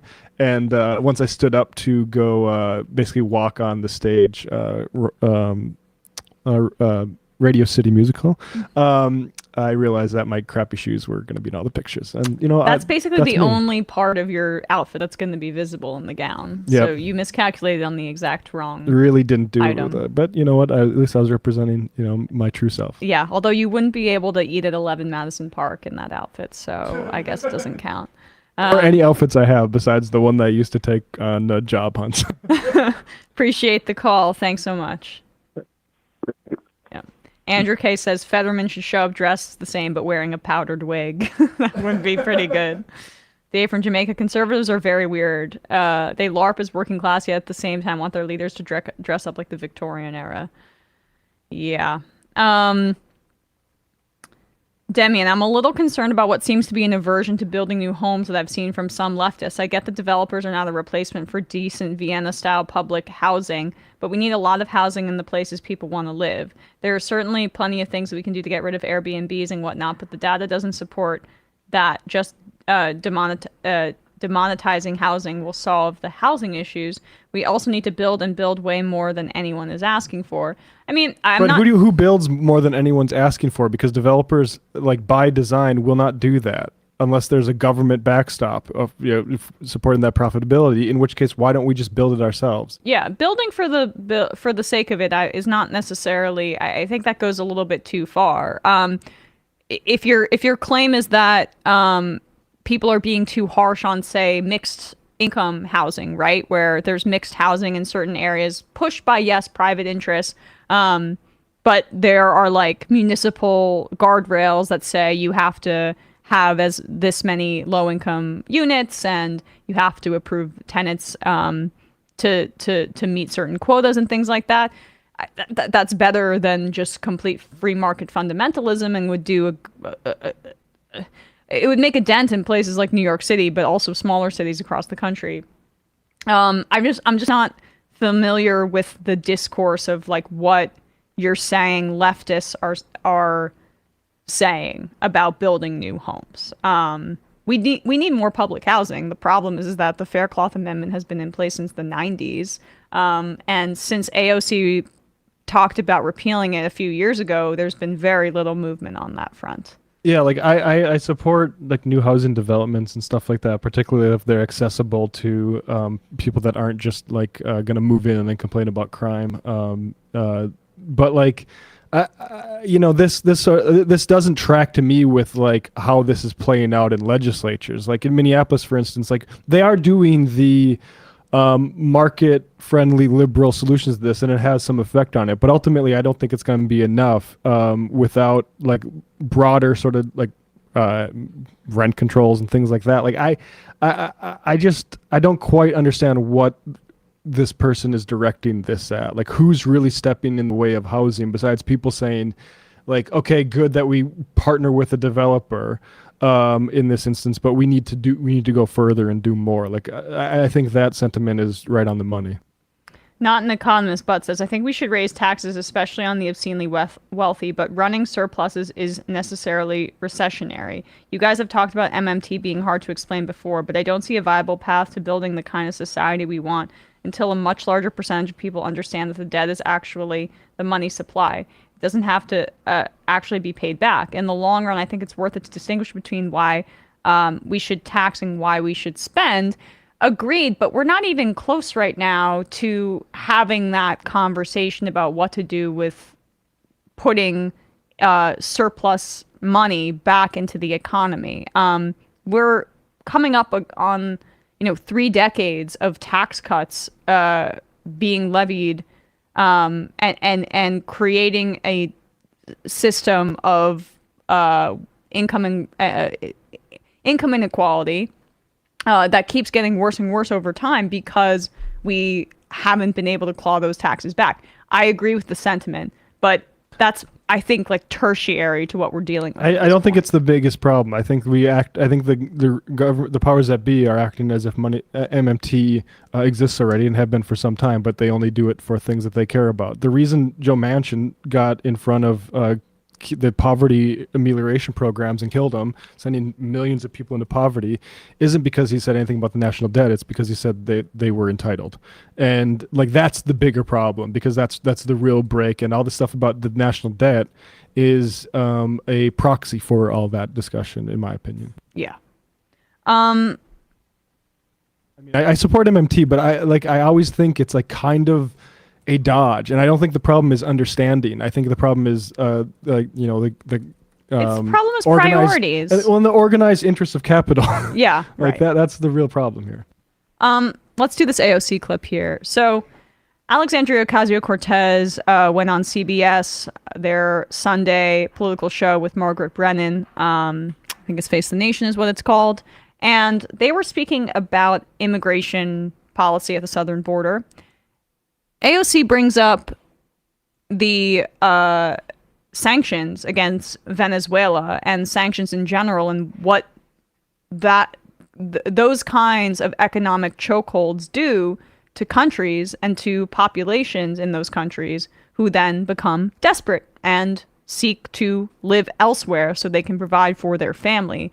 I think this is incredibly important to counter-program the national discourse around immigration, which is just the border's a mess. We've got to get more militant. All these people want to come here just because of all the great stuff going on in America, not because of the freedom, not because we've been sanctioning their country, trying to do regime change. Yeah, because our streets are paved with gold and whatnot. It relies on like this adherence to American mythology that the rest of the world just doesn't share. But regardless, like, the Biden administration and Democrats in general should take a page out of her book here, because there needs to be a counter narrative, as I say, to the incredibly right-wing framing around militants at the border. And I think she did a good job here doing so.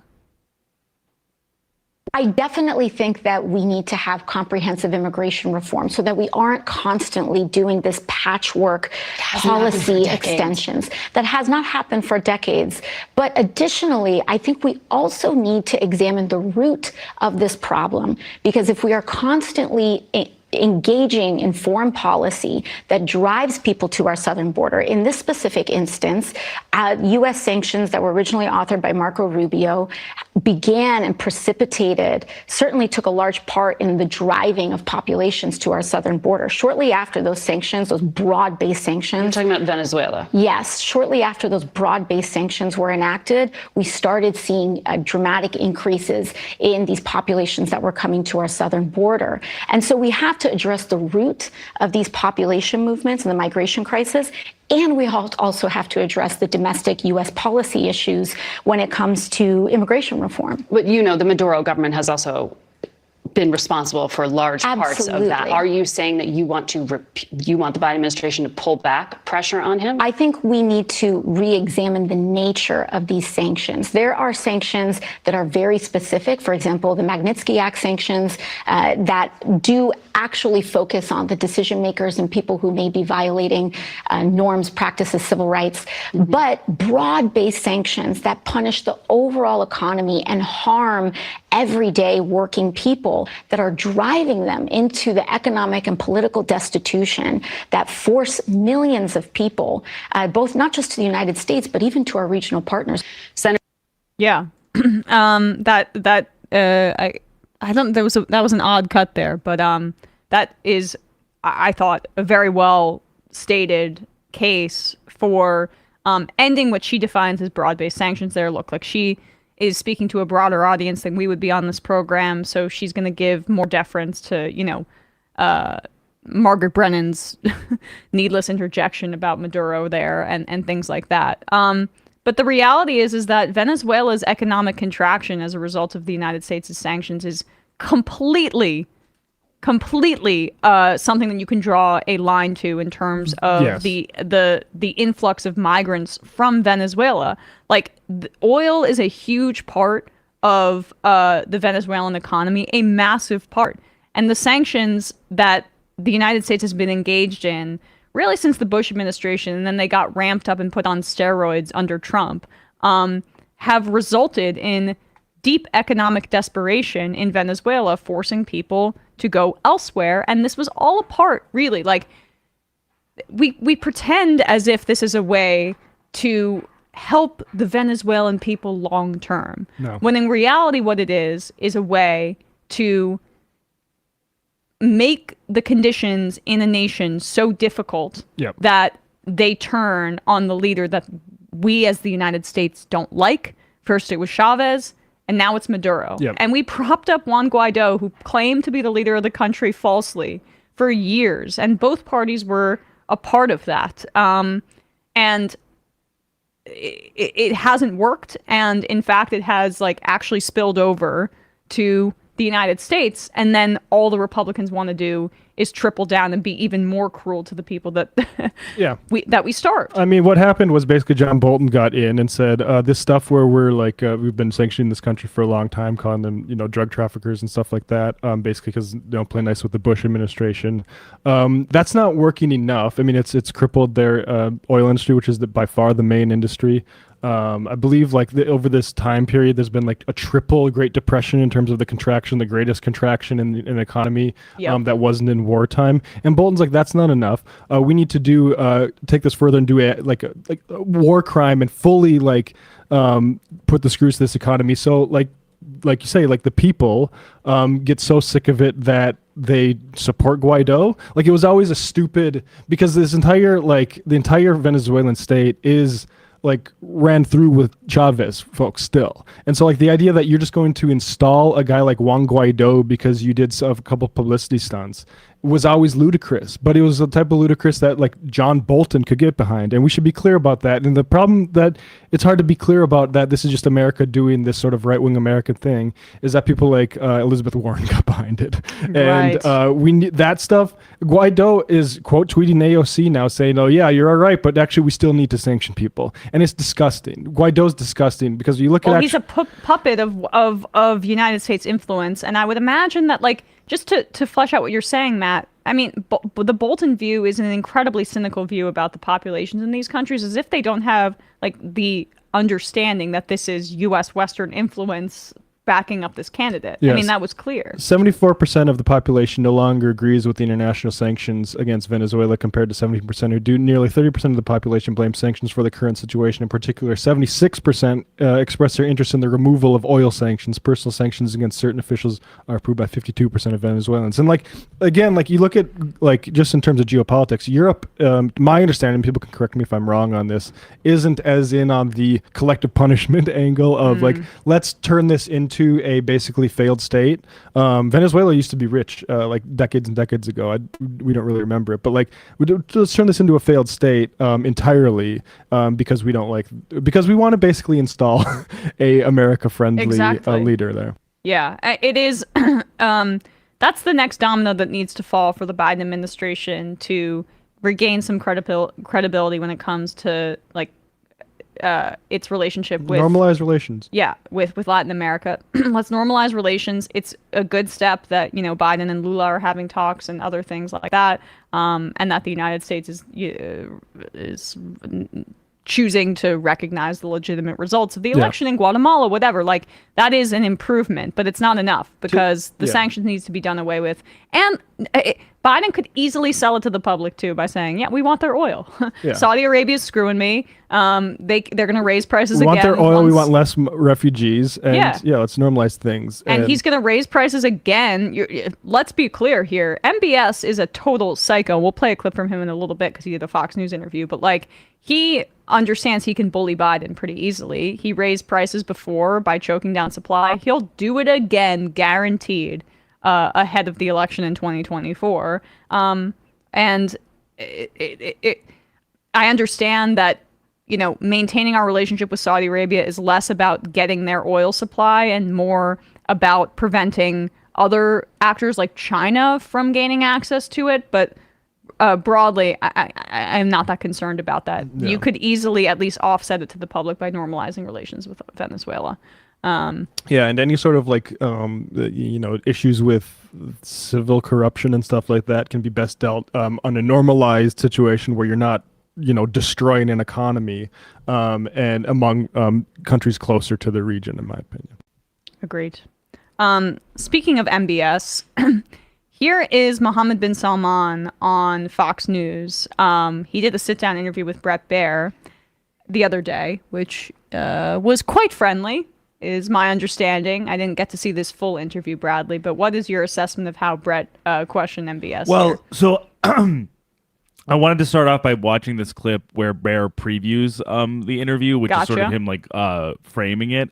But then we could watch a little bit more, either if you want to see him talking about whether they need to get nuclear weapons from now that Iran's getting nuclear weapons, or we could watch him talk about sports washing because of the golf thing. Or the fact, the part that you put in here, the man who received a death sentence for criticizing the government. I would like to hear a bit about that. Let's watch the preview, and then we can watch what he said in the actual interview. But this is how Baier was characterizing it to Martha McCallum last week. Brett Baier, the Lego man, Fox News. Exactly, and also considered the respectable newsman. The past and what has happened, even things most recently, an Associated Press piece about a man that posted criticism on Twitter, or now X, who was sentenced to die. And he said yes, and there are things about our laws that need to be changed. He was very introspective.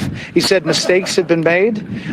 This is a country, as I said, in transition. Religious conservatives obviously ran the show for a long time. Radical Islam was a problem. He's been trying to root that out, but he acknowledges there are still problems in the kingdom. Sorry, it's a really windy night here on the Red Sea in Sandala. There's a wonderful golf course that's being built behind me, Robert Trent Jones Jr.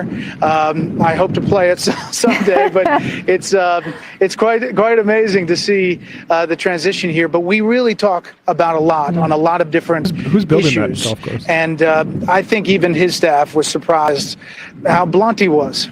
Yeah, it's refreshing to get blunt answers. I'm going to squeeze in one more before I let you go. How refreshing, how honest he was, and the aside of, oh yeah, there was a man sentenced to death for tweeting negative things about MBSN, but look at this beautiful golf course. He was very introspective, and they're concerned about radical Islam over there in Saudi Arabia, which is just so clearly a PR move by MBS, as has his entire tenure been, to get into like the right-wing ecosystem, essentially, by going after radical Islam while being a complete fundamentalist himself, in the way of like still presiding over a regime that subjugates women. That doesn't is that the right-wing ecosystem non-radical Islam? Honestly, like it's kind of worse than that. Like there is a global project still against the radical Islam thing that not only America, of course, America, like with the war in Iraq and all the stuff post 9/11, that like China also. Yeah. And so like they're a lot of the clients for Saudi Arabia love anti-Muslim stuff. I 100%. India is another example of a leader that really does not like Muslim people, given the treatment. Golf and oil, and we'll control the Muslims, even though we had previously subsidized them. But yeah, and also this is not the only person that the Saudi Arabian government has recently sentenced to not death in this instance, but to a lengthy jail sentence for criticizing the government on social media. Just headlined it today. 18-year-old girl who was 17 at the time when she tweeted these things that were critical of the government in Saudi Arabia, sentenced to 18 years in prison. 18 years. And so, like, that is the kind of... I am curious about the timing of this interview, I gotta say. Fox News is right now on the hook for a ton of money that they're going to have to pay out to Dominion as a result of that lawsuit. The Smartmatic suit injection of funds, you think, is maybe? still the Smartmatic lawsuit is still pending, and they're going to have to pay a ton of money there. And apparently, that's the speculation about part of why Rupert Murdoch is stepping back, is that he did not want to testify in that suit in particular. So they could need some sovereign wealth money over there at Fox News, and I would not put it past them to seek that out. It's so disgusting. The Saudis, the oil monarchies that we have been propping up. This idea that the people indigenous to that area, the people who probably work on those rigs and stuff like that, none of them get any of that wealth. Mm-hmm. It goes straight up, and it goes straight to golfers that are willing to throw those people under the bus. It's such a disgusting sort of like fire sale, or come one, come all. If you're powerful enough, come take this oil and take this money.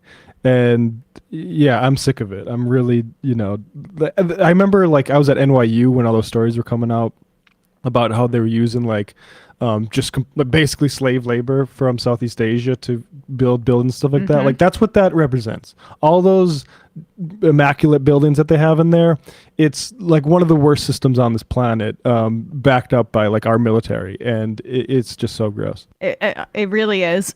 And yeah, I mean, in the way that he's saying that he's going to combat radical Islam, right?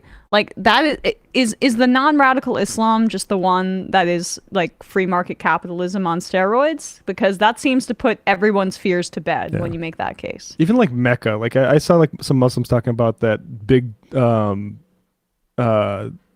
clock tower that they've put over like the holy ground. Like everything is so like gauche and like, I don't know, decadent. It's crazy. Yeah, exactly. I guess we can't get past that Fox News paywall. Don't worry about it. Don't worry about it. It's a paywalled interview? Pain in the ass. Oh, right. Okay. All right. Taking some calls here. Calling from an 832 area code. Who's this? We're calling from 832. Is this Richard? Is this me? I don't know. Is it Richard? Oh, wow. This is me. Yeah. Okay. I wasn't expecting to actually get on. So, yeah, my name's Richard from Houston, and I'm calling. I just wanted to let y'all guys know about a U.S. congressional candidate, District 7. He's a extremely progressive, like, coal campaign platform, universal health care, ending gun violence, outwardly pro-BDS, and Palestine. Running against like a corporate Democrat in the primary, of course. And I don't know. I feel like he has a good shot. He's What's his name? About 600,000 so far. Oh yeah, Pervez Agwan. Pervez Agwan. Gotcha. Yeah, Texas U.S. District 7. And also, I think how do you that spell the his last reason name? why Agwan, Agwan. Oh yeah. Okay. All right. Sounds familiar, actually. Yeah, he was on like Chank's show for a bit and also the Intercept wrote about him, and a few like Palestinian rights organizations have too. Awesome. All right. Well, we will check him out. Maybe we can put him on the guest list as well. That seems pretty important. Thank you. I'm sure that he would really appreciate that. All right. Anything else? No, that's it. All right. Thank you. All right, bye. Appreciate it. Thank you. Today on the UAW picket line, Cori Bush and Alexandria Ocasio-Cortez at the local 225. Do we have that? It's just some images, but we can throw that up. Well, yeah, just send it to Bradley, because then we'll play this UAW thing here as well. What number is this? Number 4? No. Okay. I don't think so, but that is. Oh gosh! All right, I think I had the other sound sheet open on this monitor. Sorry about that. So this is a UAW member, Douglas Moore, who spoke to Workday magazine. Douglas has been an auto worker and a UAW member for 37 years, and he was a part of the couple dozen walkouts that were targeted on Friday, an escalation really in the UAW's targeted strikes against the big three. Apparently, Ford is closer to a deal with the UAW than GM and Stellantis, and those two, the latter two, were the ones who were targeted with those strikes on Friday. But here, in his own words, this is Douglas Moore ahead of Biden's visit to the picket line tomorrow. This is just a story of one of the workers here. All right, what is your name? Douglas Moore. And how long have you worked here? Actually, 37 years.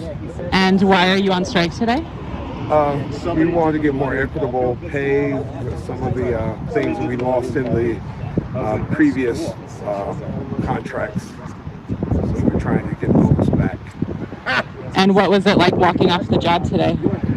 Well, actually, I worked the second shift, but when I saw that it was that they were walking off today, I thought that it probably was good. My personal opinion is that it's time for us to kind of stand up and step up to show support all the way across the UAW. And did everybody walk off the job today at this plant? Yes, all of the hours. And what are one of the demands that you're most excited about or care about? I would love it if the cost of living, wages would come back, but also I think the tier system that they have where they're paying a lot of the lesser tiers a lot less for doing the same work, that breaks down the morale. I believe that it makes actually a poor work environment. And that's notable too, because he has been an auto worker, by his own count for 37 years, which would make him one of the workers who is on the higher tiered track based on those past contracts. It's the newer employees who are being put on a lower tier with no ability to really reach the same benefits and kind of pay structure that that workers who have been on the job, who are more senior there, have been able to attain. And just that anecdote or that dynamic in and of itself just goes to show how, like, these relationships in the free market aren't some sort of organism that works itself out based on the economy and based on incentives.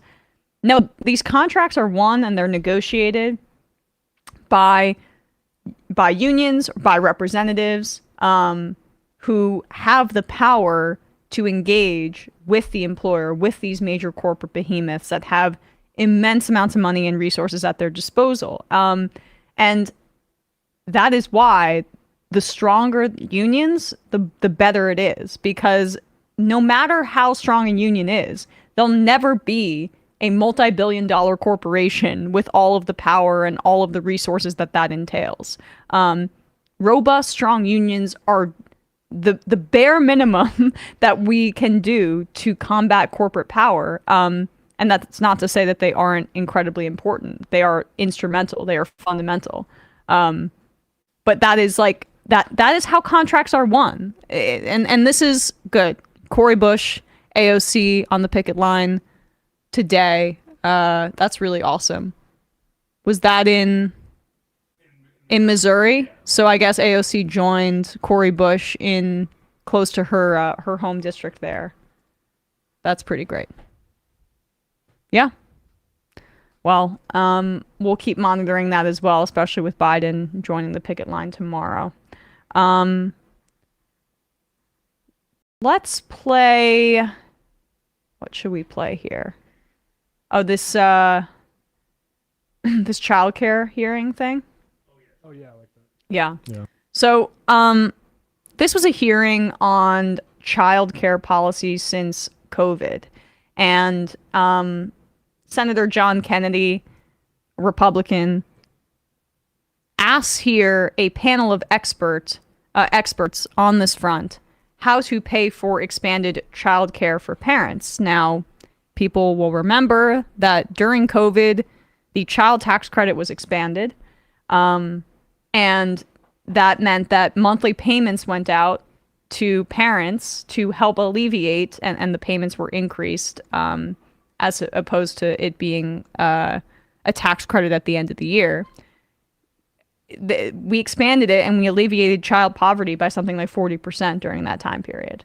And now that Joe Manchin, in his efforts, and the entire Republican Party along with him, have eliminated the child tax credit, child poverty has gone up significantly.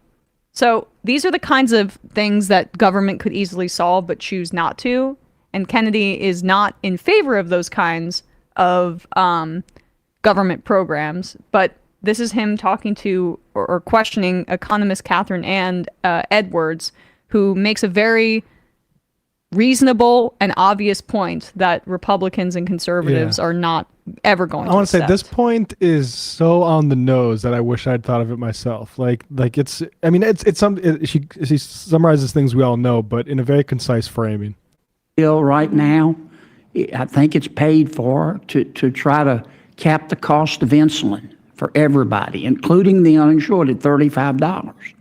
But, you know, you reach the point where you say, we can't do everything. So the fair question is, where's the money going to come from, Doc? The majority of federal revenue comes from taxes. So if you need more money, you'll have to raise taxes. I'll remind you, sir, that we have had 2 massive $1 trillion tax cuts in the past 20 years, and they have done nothing to make childcare more affordable. They have done nothing to help the casualty and property insurance that you were talking about today. They have not been invested in children, and we have not seen that return. I mean, the 2001 tax cuts have now had 22 years to prove that they could solve the social issues that you and your fellow senators say that are a priority, and I don't think we could point to evidence to say that they have worked. I would love for you to give child care 20 years. I would love for you to say, let's take 2 decades of runway, invest it in young children, and see what kind of return that I could get. But we've never given children or the child care sector as much runway as we've given taxes. And I'll remind you that the estate tax exemption right now is $13 million. Well, let me say thank you for the honest answer. Raise taxes. Does he say more? Play it. I want to hear more. I literally want to see him attempt to get out of this. In another venue, perhaps, or another time, we can debate what that tax reform did for the economy. But I've got another subcommittee hearing, so I'm going to turn it back over. I mean, that's incredible. He could only get out of it by doing the folksy thing. What's like the Looney Tunes running away sound effect? Yeah. Of like the Wile E. Coyote trying to get going. Yeah, exactly. He literally turned tail. Like he was like, "Nope, I'm not even gonna get into this." I mean, I'm picturing the figurative cloud of dust behind Kennedy there. That is completely. That's kind of the point that I was trying to make earlier. Yeah. It's 100% true. I think she also misspoke there. It was billion, not million. I wasn't sure. End. I think she was right, and the person that corrected her was wrong. I think it is million. Okay. So which is still like I could lower that exemption even lower. Or I don't know how that exemption works actually, but anyway, yeah, great framing, and I mean, so I think smart to. Like say like what's the social good we've got out of those tax cuts now? Yeah. Like we've been letting you fat cats eat for 20 years now, and all we have is this society to answer for this kind of poverty, this sort of want, and this kind of like gilded decadence at the top. Like that's it. And it's also just so indicative of a lot of what we say about the danger of Republicans getting in power, because it's so easy to tear down. It's so easy to tear down the tax code in favor of the wealthy, because every economic, like, big fat cat, to use your word there, every capitalist, every billionaire is going to be in favor of that. And you're going to get enough Democrats, unfortunately, based on the modern construction of the Democratic Party, to at least, like, be sympathetic to some of those claims. And the Republicans were very successful in tearing down the tax code in favor of the wealthy, and they did it multiple times. They did it with the Bush tax cuts, and they did it with the Trump tax cuts too. And we still have not had a robust counteraction to create a more equitable tax code and fund programs like universal child care, because the amount of opposition to that kind of thing it is it's always going to be enormous. And so maintaining is so much better than allowing these wreckers to get in power, because then the status quo becomes what they've implemented. IRS bumps up estate tax exclusion to $12.92 million for 2023, which means that individuals can transfer up to almost $13 million to their heirs during life or death without triggering a federal estate tax bill. So none of that's taxed, just a free $13 million. There you go, kids. Go give it to the Daily Wire or something. Let's take some more calls here. Calling from a 971 area code. Who's this? Where are you calling from? 971? 971. Going once. It's Evan from Portland. Sorry. Hey, 971. Can't hear you. Yeah, you're off mic, caller. Hello? This is Evan from Portland. There you go. Evan from Portland. How There you we doing? go. Sorry about that. I was working for the man. I'm doing great, but now I'm taking the man's money. I'm feeling great on this Uncle Joe Labor Rising Biden Monday, and I just got back from the AFL-CIO convention in Oregon, and loving the union rising right now. And I wanted to provide a little bit of updates and some good feelings this Monday. Go ahead. Excuse me.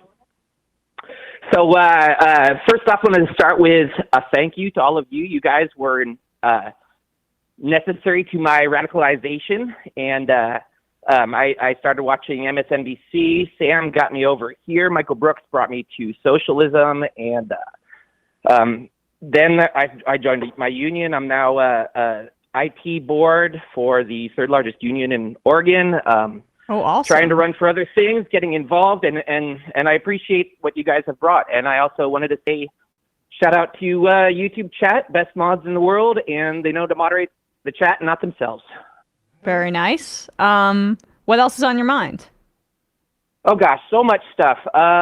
Wanted to talk a little bit about the culture war. The caller who talked about how to engage with the rural voters, and as Labor, we're already engaging with rural voters. They just don't realize it yet. They're all coming over. The way to get them in is to continue to focus on what we have together. The shift in priorities from owning property is never going to end. We need to get them into the city and into community. So that's the main thing this morning. But appreciate Joe being on the lines. This is historic. We love it, and everybody come out. Everybody find a union, support your union. The Teamsters internal organizing change, the UAW internal organizing change. Yeah. All the internal organizing changes are coming. Yep. They're slow. The bigger the union, the slower they are, but they're coming. Yeah. So get on board. Get on the bus. Join us. This is the revolution. All right, And thank Evan. you all. Appreciate the optimistic tone. Yep. Have a good one. Peace. Yeah, I think I genuinely agree with that. And then until we get folks sort of in rural areas, say like Mott into Bismarck and Fargo, your healthcare is covered. Like that's one major thing that people in rural areas need is investment in the healthcare infrastructure. Skinner says, Fetterman, a working class guy who looks and wears clothes like a regular person and addresses their mental health issues and struggles. He exhibits humanity and flaws the best he can. Trump, a rich psycho who flaunts wealth with garish gold and arrogance, has ruined countless small businesses in New York with litigation, calls himself perfect and makes everything about himself, and would rather die than look at his own behavior. Guess which guy the salt of the earth middle America people like. I mean, I don't know about that final sentence. Like, salt of the earth middle American people aren't just, white conservative men. But point taken, I guess, in terms of some of those people who are indoctrinated. Yeah, generally speaking, I mean, Trump's appeal wasn't with like the working class. Hillary and Biden won that vote. Like that, maybe he does more than like Mitt Romney did. Good job. Right. But yeah, I mean, I think Fetterman, and I really appreciate Fetterman in the height of this sort of aesthetics debate that we're having. putting the screws, and he's the one senator to call for Menendez to be ousted. Exactly. Like that's how you do it. Like, it's one thing to stand up for wearing shorts in the Senate, but like in the midst of doing that, you're going to you're being the most substantial senator on that sort of question. I think that, yeah, let's get collegiality, whether it's wearing Brooks Brothers suits or if it's allowing the corrupt asshole to continue getting gold bars. Let's get rid of it. Trek Left says she was saying the estate tax doesn't start until $13 million in assets, and that sounds about right. Yes, it does. Right. It does.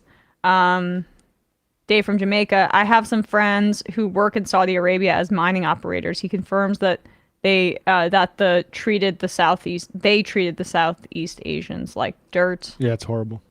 Emma's conspiracy-minded sorority sister says, curious if there's an IDU connection to the current conflict between India and Canada. Modi's ruling a BJP party is an IDU member. The International Democrat Union, a global alliance of right-wing parties, is chaired by former Canadian Prime Minister Stephen Harper, whose conservative government was defeated by Trudeau's Liberals in 2015. That is something to monitor. But to Matt's point earlier about how international this stuff is, there are a variety of right-wing international organizations that we're seeing crop up, including the one that's most closely associated with Orban. And we're going to have an interview related to that on Thursday, so maybe we'll talk a bit about that then. Sam's Mailman, in solidarity with your postal worker listenership, I'd love if you had a guest from one of the postal unions to discuss the many goings on right now. The Rural Carriers Union is facing a movement to decertify, the Clerks Union is asking for a 32-hour work week, and the City Carriers Union is closing in on an end to their negotiations while the president is facing removal after a number of allegations. Yes, we should have someone on about the postal workers for sure. Sigma Boy. Very sad that today's CBC supports apartheid. Nothing but pure hatred for those frauds. But also this might be a well-deserved lesson for Bowman, who was an absolute doormat and didn't say a critical word about Jeffries when he was trying to secede Pelosi. I know Bowman and other House progressives are in a tough spot, but sometimes it feels like they have no ability to recognize an enemy. I hear you on that. I'm not sure any of the progressive members were vocal about Jeffries as well. I wanted a much more robust opposition to him kind of getting anointed, and AOC, another Democrat in New York, wasn't super vocal either. So we don't fully probably know everything that happened behind the scenes, but definitely point taken. Daddy's Fat Sachs says, Matt been in gentrified Brooklyn too long wearing dirty Air Force Ones. Need to go uptown more, you heard? I don't wear Air Force Ones. Andrew K. Federman, I already read that one. Zach Wilson says, Emma, when are the Jets going to finally bench me? Woody Johnson worked with my family on Mitt Romney's campaign 10 years ago, and they kept trotting my sorry ass out there. One question I have about football, and we don't need to go why it's funny, but is it possible that the Packers could win the Super Bowl this year? I don't think so, but I bet on them to win the division / make the playoffs at the start of the year. I think they also had the fourth best odds. The line moved way too far just because Aaron Rodgers left, but they have a very good defense and then overall that's the team. reason to be very funny if they won. It would be very funny. It would be, but I don't think they have the ability. Like the thing that helps them is that the NFC is super weak compared to the AFC, which has Mahomes and Joe Burrow and Lamar Jackson and all them. Emma's fanboy, MR crew. What happens to our volunteer military if they can't get enough volunteers? The Navy, Army, and other branches are going to miss recruiting goals by thousands this year, and the future doesn't look like it's going to get any better. Not my concern. Yep. Should probably defund a lot of that stuff then. Lefty band teacher. Don't know if you already covered it, but Salt Lake City, Utah this past weekend, a drag queen story hour at the King's English Bookshop was canceled because of a bomb threat. Yeah. This is becoming way too normalized. It's almost as bad as the normalization of school. I believe this is a place that Libs of TikTok talked about. Not shocking. Let's play this Charlie Kirk thing here. Or actually, Bradley, you really like the David Brooks clip, which I don't know. You get dealer's choice here, but I saw You both put this on the sound sheet and personally DM'd it to me this weekend. So I'm going to ask what you liked about it. I just think it's so funny that the infrastructure surrounding PBS NewsHour was like, we got to let David on to address the tweet. I mean, we have to give him at least the floor to let us know what he was thinking. You know, that's important because David Brooks doesn't have a platform to speak out about, he is a New York Times columnist and he is not an underserved voice by any stretch of the imagination. In fact, his voice is completely overserved. We have way too much of center-right David Brooks's belief system centered around food in the ecosystem. It's just too much at this point. They're talking about this in like the PBS NewsHour like office like style tone as if he like literally said a slur and has to like address it. And I just love the piety surrounding this tweet of his burger. All right. Well, here he is addressing the controversy. And like, does he admit that he was drunk tweeting? Because that seems pretty clear. Well, no, they don't make him show the receipt. They don't do nothing. This is like they're helping. It's not a real investigation. This is like some sort of PR junket or for him to like save face over like something he could have just ignored and moved on and talk about real shit. Yeah. David, before we go, I want to ask you about this tweet that you put out this week where, and we can put this up on screen, you posted this tweet that showed dinner that you were having at an airport and that it cost $78. And you wrote, "This is why the American people think the economy is terrible." You got roughed up a little bit online about this, but I'm just curious more about what you were trying to convey with that. Yeah, well, first it started out hatched in my mind as a joke, because if you looked at what I was eating, it was bourbon and a very fattening hamburger and fries. So delicious dinner. I can't afford to make bad lifestyle choices. But the problem with the tweet, which I wrote so stupidly, also, you was can't that afford it made it seem like I was oblivious to something that is blindingly obvious. That an upper middle class journalist having a bourbon at an airport is a lot different than a family living paycheck to paycheck. And when I'm getting sticker shock, are you still drunk? it's like an inconvenience. When they're getting sticker shock, it's a disaster. Sticker shock? And so I was insensitive. I screwed up. I should not have written that tweet. I probably should not write any tweets. But that's advice we should all be. Yeah, Did you have any drinks this morning? I made a mistake, and it was stupid. But the one point that is maybe can be drawn, if anything, can. Oh, good, we're drawing. Was, you can experience inflation as a chart with downward slope. Inflation's coming down, but the way we experience inflation day to day is as that moment of sticker shock. You're in the grocery store, you're at the gas station, and suddenly costs something way more than you anticipated. And for people who are less fortunate than I am, that is a disaster. And so we have to understand why we say inflation's coming down, but for people living and seeing those sticker shock moments, it doesn't feel that way. So, David, was it a joke, or were you trying to make a broader claim about inflation? It was not. I mean, it started out as a joke, but there was some wisdom to it, actually. But wait, was it a joke? One conclusion. He said he started out. Like, he said he started out in his thinking brain, of it it started as a joke. But then he tweeted it thinking that there was some sort of, like, wisdom to what he was saying. Yes, because he still can't help himself, because, like, this guy's brain works in one way. It is taking anecdote and then making some sort of free market, like, center-right economic argument about it. So dumbed down and so watered down for the readers of the New York Times. I don't even have anything else to add on this front. I just really love that he's sort of stumbling over his words a little bit in this, as Matt mentioned, kind of slurring a little bit, trying to cover all of his bases by saying it's a joke, but then by also being like, but if you really look at the words and you think about if someone who maybe was not as fortunate as I, who ordered a triple bourbon at the Newark airport, what would they think if 2/3 of their tab was booze? Yeah, that's not leading to a $78. Like the thing is like if you itemize it, it was all booze. It was the burger actually wasn't for. What if he got a Coke? Do you for think it a would have restaurant? been $78? I mean, those restaurants pay a lot of money to be the exclusive sort of eats in restaurants. So like or in airports. In airports, yeah. So I'm not. It's not. To be honest, like once you take out the Johnny Walker Blue or whatever he had there, like it wasn't actually.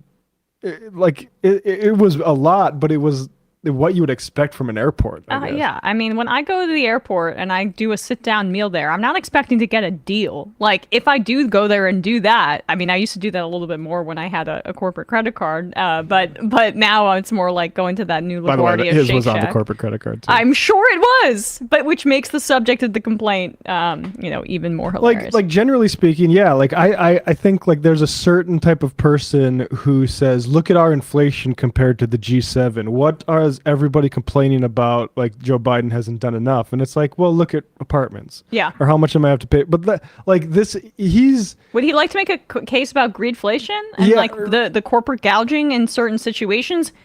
To Matt's point, Right. airport because those restaurants buy into these airports so that they can get service people there. They make their prices a little bit higher. Yeah. And corporations in the midst of COVID realized that they could do that for a long period of time to juice profits while still blaming the pandemic. That's now been quite established. But David Brooks has never dealt with that. In fact, his ilk called those claims from the left conspiracy theories. Yep. So if he wants to keep making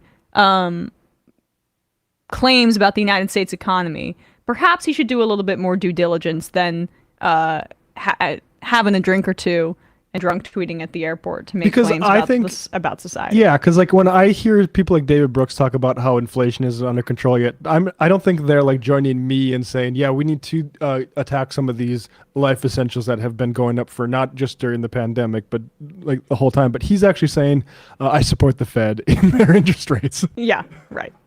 Antonin Scalia's ghost. I love getting dressed up in my Sunday best and taking a trip to Logan Airport in Boston to eat at world-class D'Angelo's. Congressional baseball fan. I don't care about David Brooks unless he is a tag team match with Thomas Friedman against a made-up $78 hamburger and a cab driver. Dave from Jamaica. Man, liquor inflation is really affecting tweets these days. Frank Blunt's Brooks is on the Giuliani diet and is gonna go broke too. Custodial artist. Wow, comedy is really dead. You can't drunk tweet X Twix about. But that's the thing is like I thought it was a joke at first because I thought he was like very clearly including the alcohol, but like this sort of like halfway, I'm serious about it, but it was a joke thing. It's just like, yeah, it's annoying. How much does he get paid? But that's I think his real like if you could call them strengths, it's not really strength. I just mean like the crux of his work, I feel like is like, and I would say most people on the New York Times editorial board or op-ed board is to like have a half-baked idea that you're like not really willing to fully own, publish it, then sort of backtrack on it, but be like, but if you actually read it, you would have if you actually engaged with the text. Yeah, you would get where I was coming from because it's all about the feeling. You're taking it a little too seriously and being a little overly sensitive about it. But if you really engage with the text like how you were supposed to, you would have gotten something from it. Like that's like the Jonathan Chait, Thomas Friedman, David Brooks playbook. 100%. He was in the news for drawing a couple salaries, not just for the New York Times, which on average is $100,000 per columnist. I imagine it's higher for David Brooks, but he was also pulling a second salary from a Facebook. Brooks takes an additional salary for his work with the Aspen Institute's Weave project. I mean, is this where you're learning about how the inflation's hitting the common man, which he started in May 2013. In 2018, Facebook gave $250,000. $250,000 to Washington D.C. think tank for Weave. Have you heard of Weave? I have not. Just getting $250,000 from Facebook for something nobody's ever heard of. And that's what we know publicly. And you can't. And anyway, the $70 bar tab. I'm going to tweet about it. That just simply can't go into the balance sheet. It's just not. It's not feasible. Nope. Last clip here. Charlie Kirk makes an admission here that I think Democrats should listen to because Kirk knows all about losing.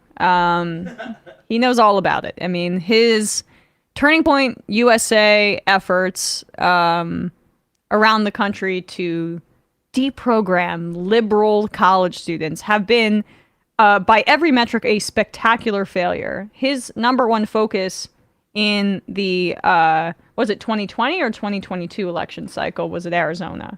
2022, right? In driving turnout. Resulted in, because it was the Kari Lake race. Yeah. Big time losses all across the board. has had no success on this front. So But on the other hand, Kari Lake's had a lot of time to appear on his shows. And she's about to run for Senate herself, by the way. So that is another interesting wrinkle. But he knows all about it. He knows what is going to win for Democrats and what is going to lose, since he's experienced it firsthand. And I agree with him here that if the 2024 election is about abortion, Republicans will lose. So Democrats, make it about that. Just a little reminder, this is President Trump, the first president ever speaking at the March for Life. Play cut 161. Cannot know what our citizens yet unborn will achieve, the dreams they will imagine, the masterpieces they will create, the discoveries they will make. But we know this: every life brings love into this world. Every child brings joy to a family. Every person is worth protecting.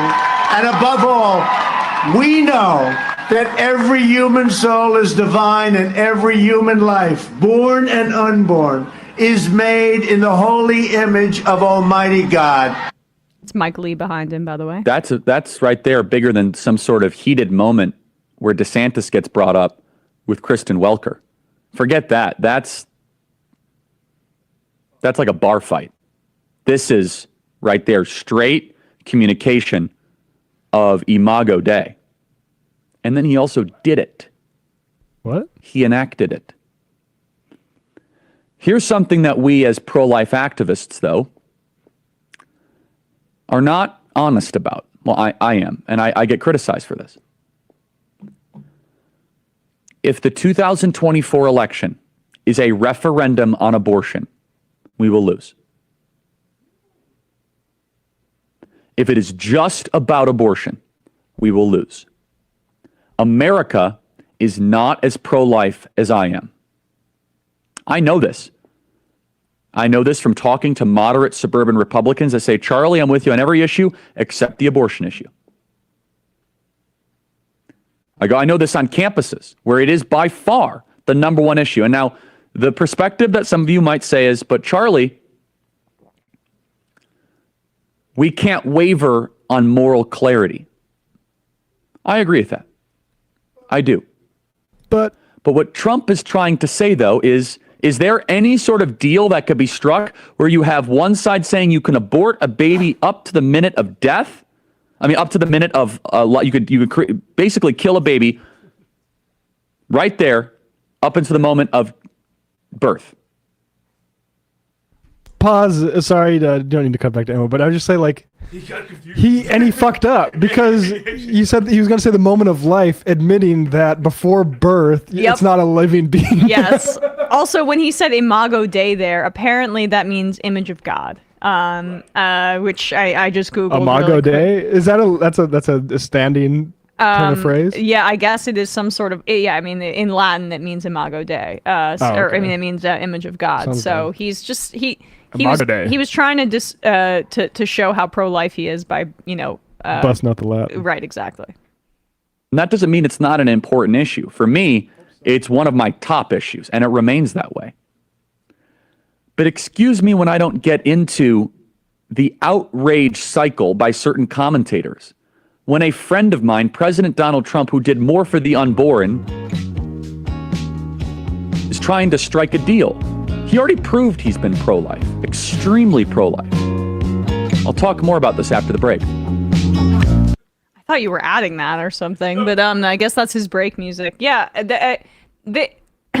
So Tim Pool and Charlie Kirk and other right-wing commentators have been trying really hard to find ways to support Trump over DeSantis. The DeSantis approach has clearly failed. Yes. And a pivot needs to be made. Exactly. And the idea that Trump is more pro-life than DeSantis seems silly to me, from like a platform basis. Like, Ron DeSantis is clearly a much more ideologically committed Republican than Trump is.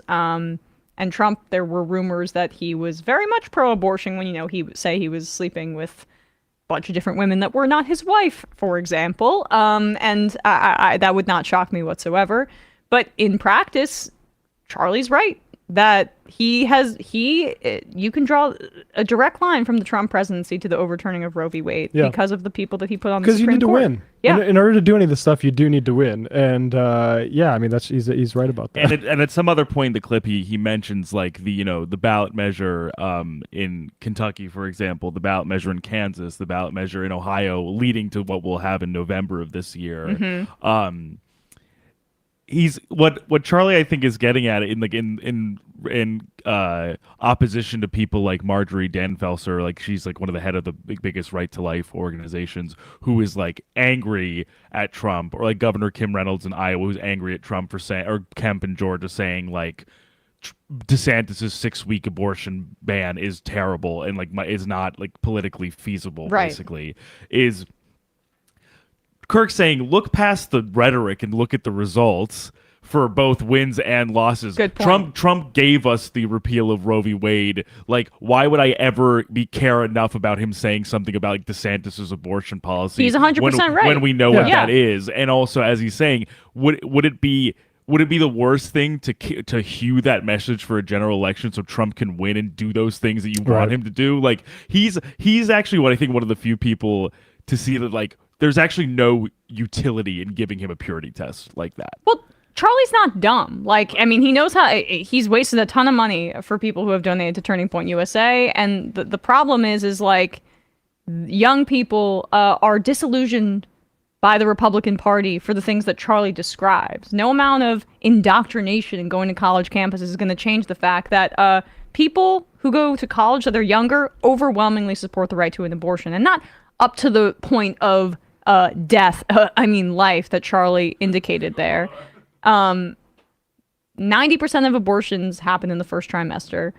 The rest are overwhelmingly closer to the first trimester than they are to the point of birth. And the ones that happen close to the end of like the gestational period for a person who can get pregnant, a person who can give birth, are because of severe medical emergencies where the life of the mother is in danger and potentially the baby is not viable outside of the womb. Mm-hmm. So that is why there should not be those guardrails in place, because it could result in the death of a woman. Or a person who's giving birth. Just to be clear, if I was anti-abortion, I would be 100% in agreement with Charlie Kirk, because power it's delivering power to the coalition that is more aligned with what you want to see done. Is all politics is. And concern yourself too much with campaign rhetoric and that sort of stuff is not that interesting to me. But the one difference is like. And why, like, say, our position and our relationship with the Democratic Party is different than Charlie Kirk's is that what we want is actually majority popular. Yes. Like, we don't have to say, like, look, we know that the American people are against single payer, but we gotta take our wins when we can get them. Charlie recognizes that his particular preferred set of policies is anathema to most people, and yet he's pursuing it anyway, and it's fascinating. And you gotta put it on the back burner for their political project is essentially what he's saying. So my lesson to the Democrats is don't do that, because with a weak candidate at the top of the ticket, and Biden is almost certainly going to be the nominee, barring any kind of medical emergency. You need to have issue sets that motivate people. And negative partisanship about Trump and about abortion are what Democrats need to carry the day. But is this the clip of DeSantis? Let's play this then. Of Trump talking about DeSantis? And this is the clip that DeSantis War Room posted, thinking like, oh, this is a huge gotcha. And actually, no, this is a signal that A, Trump ain't worried about you, and B, he's thinking about the general. Mr. President, I want to give voters who are going to be weighing in on this election a very clear sense of where you stand on this. I think they're all going to like me. I think both sides are going to like me. What's going to have to happen is you're going to have to... Kristen, you're asking me a question. What's going to happen is you're going to come up with a number of weeks or months. Sorry, that's so funny to be like, listen, you're asking me a question. I'm going to talk over you and answer it the way I want it. Yeah. She didn't even get the question out. No, okay. He just wants to talk about what he wants to talk about. You're going to come up with a number that's going to make people happy, because 92% of the Democrats don't want to see abortion after a certain period of time. If a federal ban landed on your desk, if you were reelected, Would you sign it at 15? Are you talking about a complete ban? A ban at 15 weeks. Well, people are starting to think of 15 weeks. That seems to be a number that people are talking about right now. Would you sign that? I would sit down with both sides and I'd negotiate something, and we'll end up with peace on that issue for the first time in 52 years. I'm not going to say I would or I wouldn't. I mean, DeSantis is willing to sign a 5-week and 6-week ban. Would you support that? You think that I think what he did is a terrible thing and a terrible mistake. Oh my gosh, amazing. I mean, look, that's not even true, really, right? The 5-week, 4-week, that's not accurate. But either way, Trump is pivoting towards the general on that. It's amazing that the 15-week ban is now going to be the middle ground that's like struck in this way. Because honestly, I still think it's a general election liability once that issue gets fleshed out. That was part of what McConnell was so afraid of, because that was what Lindsey Graham proposed as the federal ban in the wake of Roe v. Wade getting overturned. The question, I mean, this is fun with polling. Like the question of like, do you think there should be some number so people can't get an abortion right before the expected due date or whatever? But if you ask it, like, do you think that the government should put a sort of judge in between a woman and her doctor? Do you think like we should basically make this a criminally watched thing? Like that's very unpopular. And Charlie Kirk knows it. Yeah. And then it is all about the framing too, because when you say should there be a limit on when a woman can get an abortion, none of the context that I just gave is going to be embedded in that, which is that the only time those abortions really happen that late are when the life of the mother is in question, when there's a medical emergency, when there's an issue with the fetus. And those are all decisions that are made by doctors. Like the idea that there's these secret doctors looking to murder babies behind the scenes when they are viable outside the womb. It's just not it's just hysterical. It's complete nonsense. And we have one comment. Why not just get the American Medical Association to come to a general consensus among practicing medical professionals on the morality of 15 weeks and pull the license of doctors who murder? And I'll just gotta say, like, I couldn't disagree more. First of all, there are a lot of doctors who are crazy. Like, I mean, there are doctors that were prescribing ivermectin, hydroxychloroquine when that wasn't. I mean, you can reach a general consensus though, and but I'll just say, like, with regards to that, like, that's what is already happening. Like, doctors already don't just do willy-nilly abortions. Right. All this stuff that you want, like, oh, we should be like considered in how we do this. That happens. We don't need Republicans to pass legislation to make sure that happens, and we don't need a new sort of body of law to call doctors murderers, like you put it, if they decide that actually in this case we do need to go and have an abortion. Like all this stuff is thought of by doctors. We don't need any fucking politicians in on it. And anybody who, I'm sorry, like even using the word murder like that, like I saw this too much in people I grew up with. You're fucking on the wrong scent. Like that you care about abortion and that you're like thinking about abortion in these terms and you're a guy, like I think you just gotta pause and you gotta like reset and go elsewhere. Yes. My point just about that though was like there are always going to be some doctors who have bad politics and who may not necessarily align with how we agree that they should practice what they're doing. But no doctor wants to be prosecuted for murder. And no doctor is willingly killing a fetus that is viable outside of the womb for some sort of nefarious political agenda. It's just not happening. It's just not. This is just not an area that needs legislative attention. Yeah. And it's like the world's fucking burning and we're talking about how we can put the eyes of the state on pregnant women. And it's ridiculous. Yep. All right, guys, no more time for calls. Going to read some IMs and get out of here. Moody Monkey said, let us be clear. In the end, it will not be doctors called murderers. It will be women and mothers. I mean, both. It's both. Yeah. Look and up what happened to Dr. Women, Tiller. Yeah. KS1, does a ban at X number of weeks mean it's federal law that it's legal until that time? No. I don't know if that's true. It will have their own leeway on that. It would depend on, exactly, who crafts that legislation. Either Either way, some sort of federal legislation on that front would be a scary proposition. Yeah, I'm not supporting it. I'm not supporting Trump's. We're going to come to any Democrats that are going to willing to work with him on that. I don't trust this. Current configuration. Rural lefty. In 2017, David Brooks married his former research assistant, who was 20 years younger than him, and reading the 2004 Philly Mag article by Sasha Eisenberg on Brooks not checking his facts while writing for the Atlantic Monthly, another example of an untalented white guy failing upwards. Shame on PBS NewsHour, the New York Times, and NPR. 3 more here. John Miller. They should have the burger place's owners on the panel to respond to him. The burger place did comment and said, look, he's, I can't remember what they said, but it was very funny. I think we talked about it on Friday. Yeah. Scholastic modernity. You do not want abortion decisions in the hands of hospital doctors. I have sat in arbitrations and contract negotiations with hospital lawyers before. Only doctors can make these decisions. Yep. Yeah. And the final IM of the day. Non-slippery slope. Millions of psychopaths have been daydreaming cervical guillotines for generations. All right, I'm not sure if I get that one, so that will not be the final IM. Gangs Taking says, Happy Yom Kippur. Did y'all see President Zelensky and the entire Canadian Parliament gave a standing ovation to the Ukrainian Nazi veteran? He was a member of the Waffen, I can never pronounce this stuff, SS Galiazin. What's your take on that? My take on that is I need to read more about that, but that sounds horrible. It's a huge problem with Ukrainian nationalism and that sort of stuff. And I'm not interested in the sort of parsing of they technically were an SS group that didn't do any sort of atrocities. That's not enough for me. We shouldn't be applauding people like that.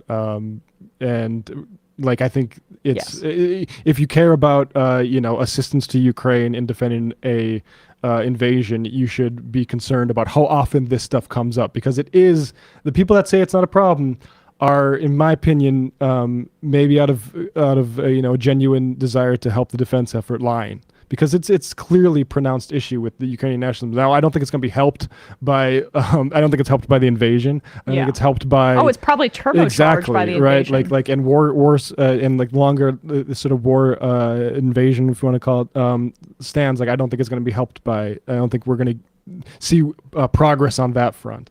Yeah.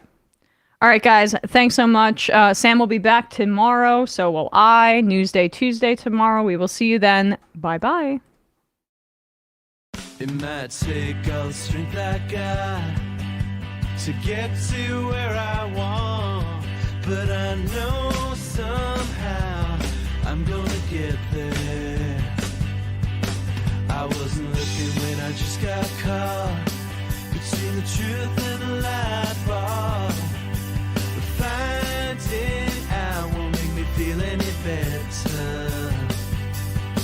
Yeah, I know the clock is ticking, but the meds are gonna kick in, and my pilot light shining bright. I get somewhere the choice was made, for the option where you don't get paid, for the road that bends before it finally breaks you. I guess somehow I lost my drive between the 101 and the 5. Do you know how far the detour takes you?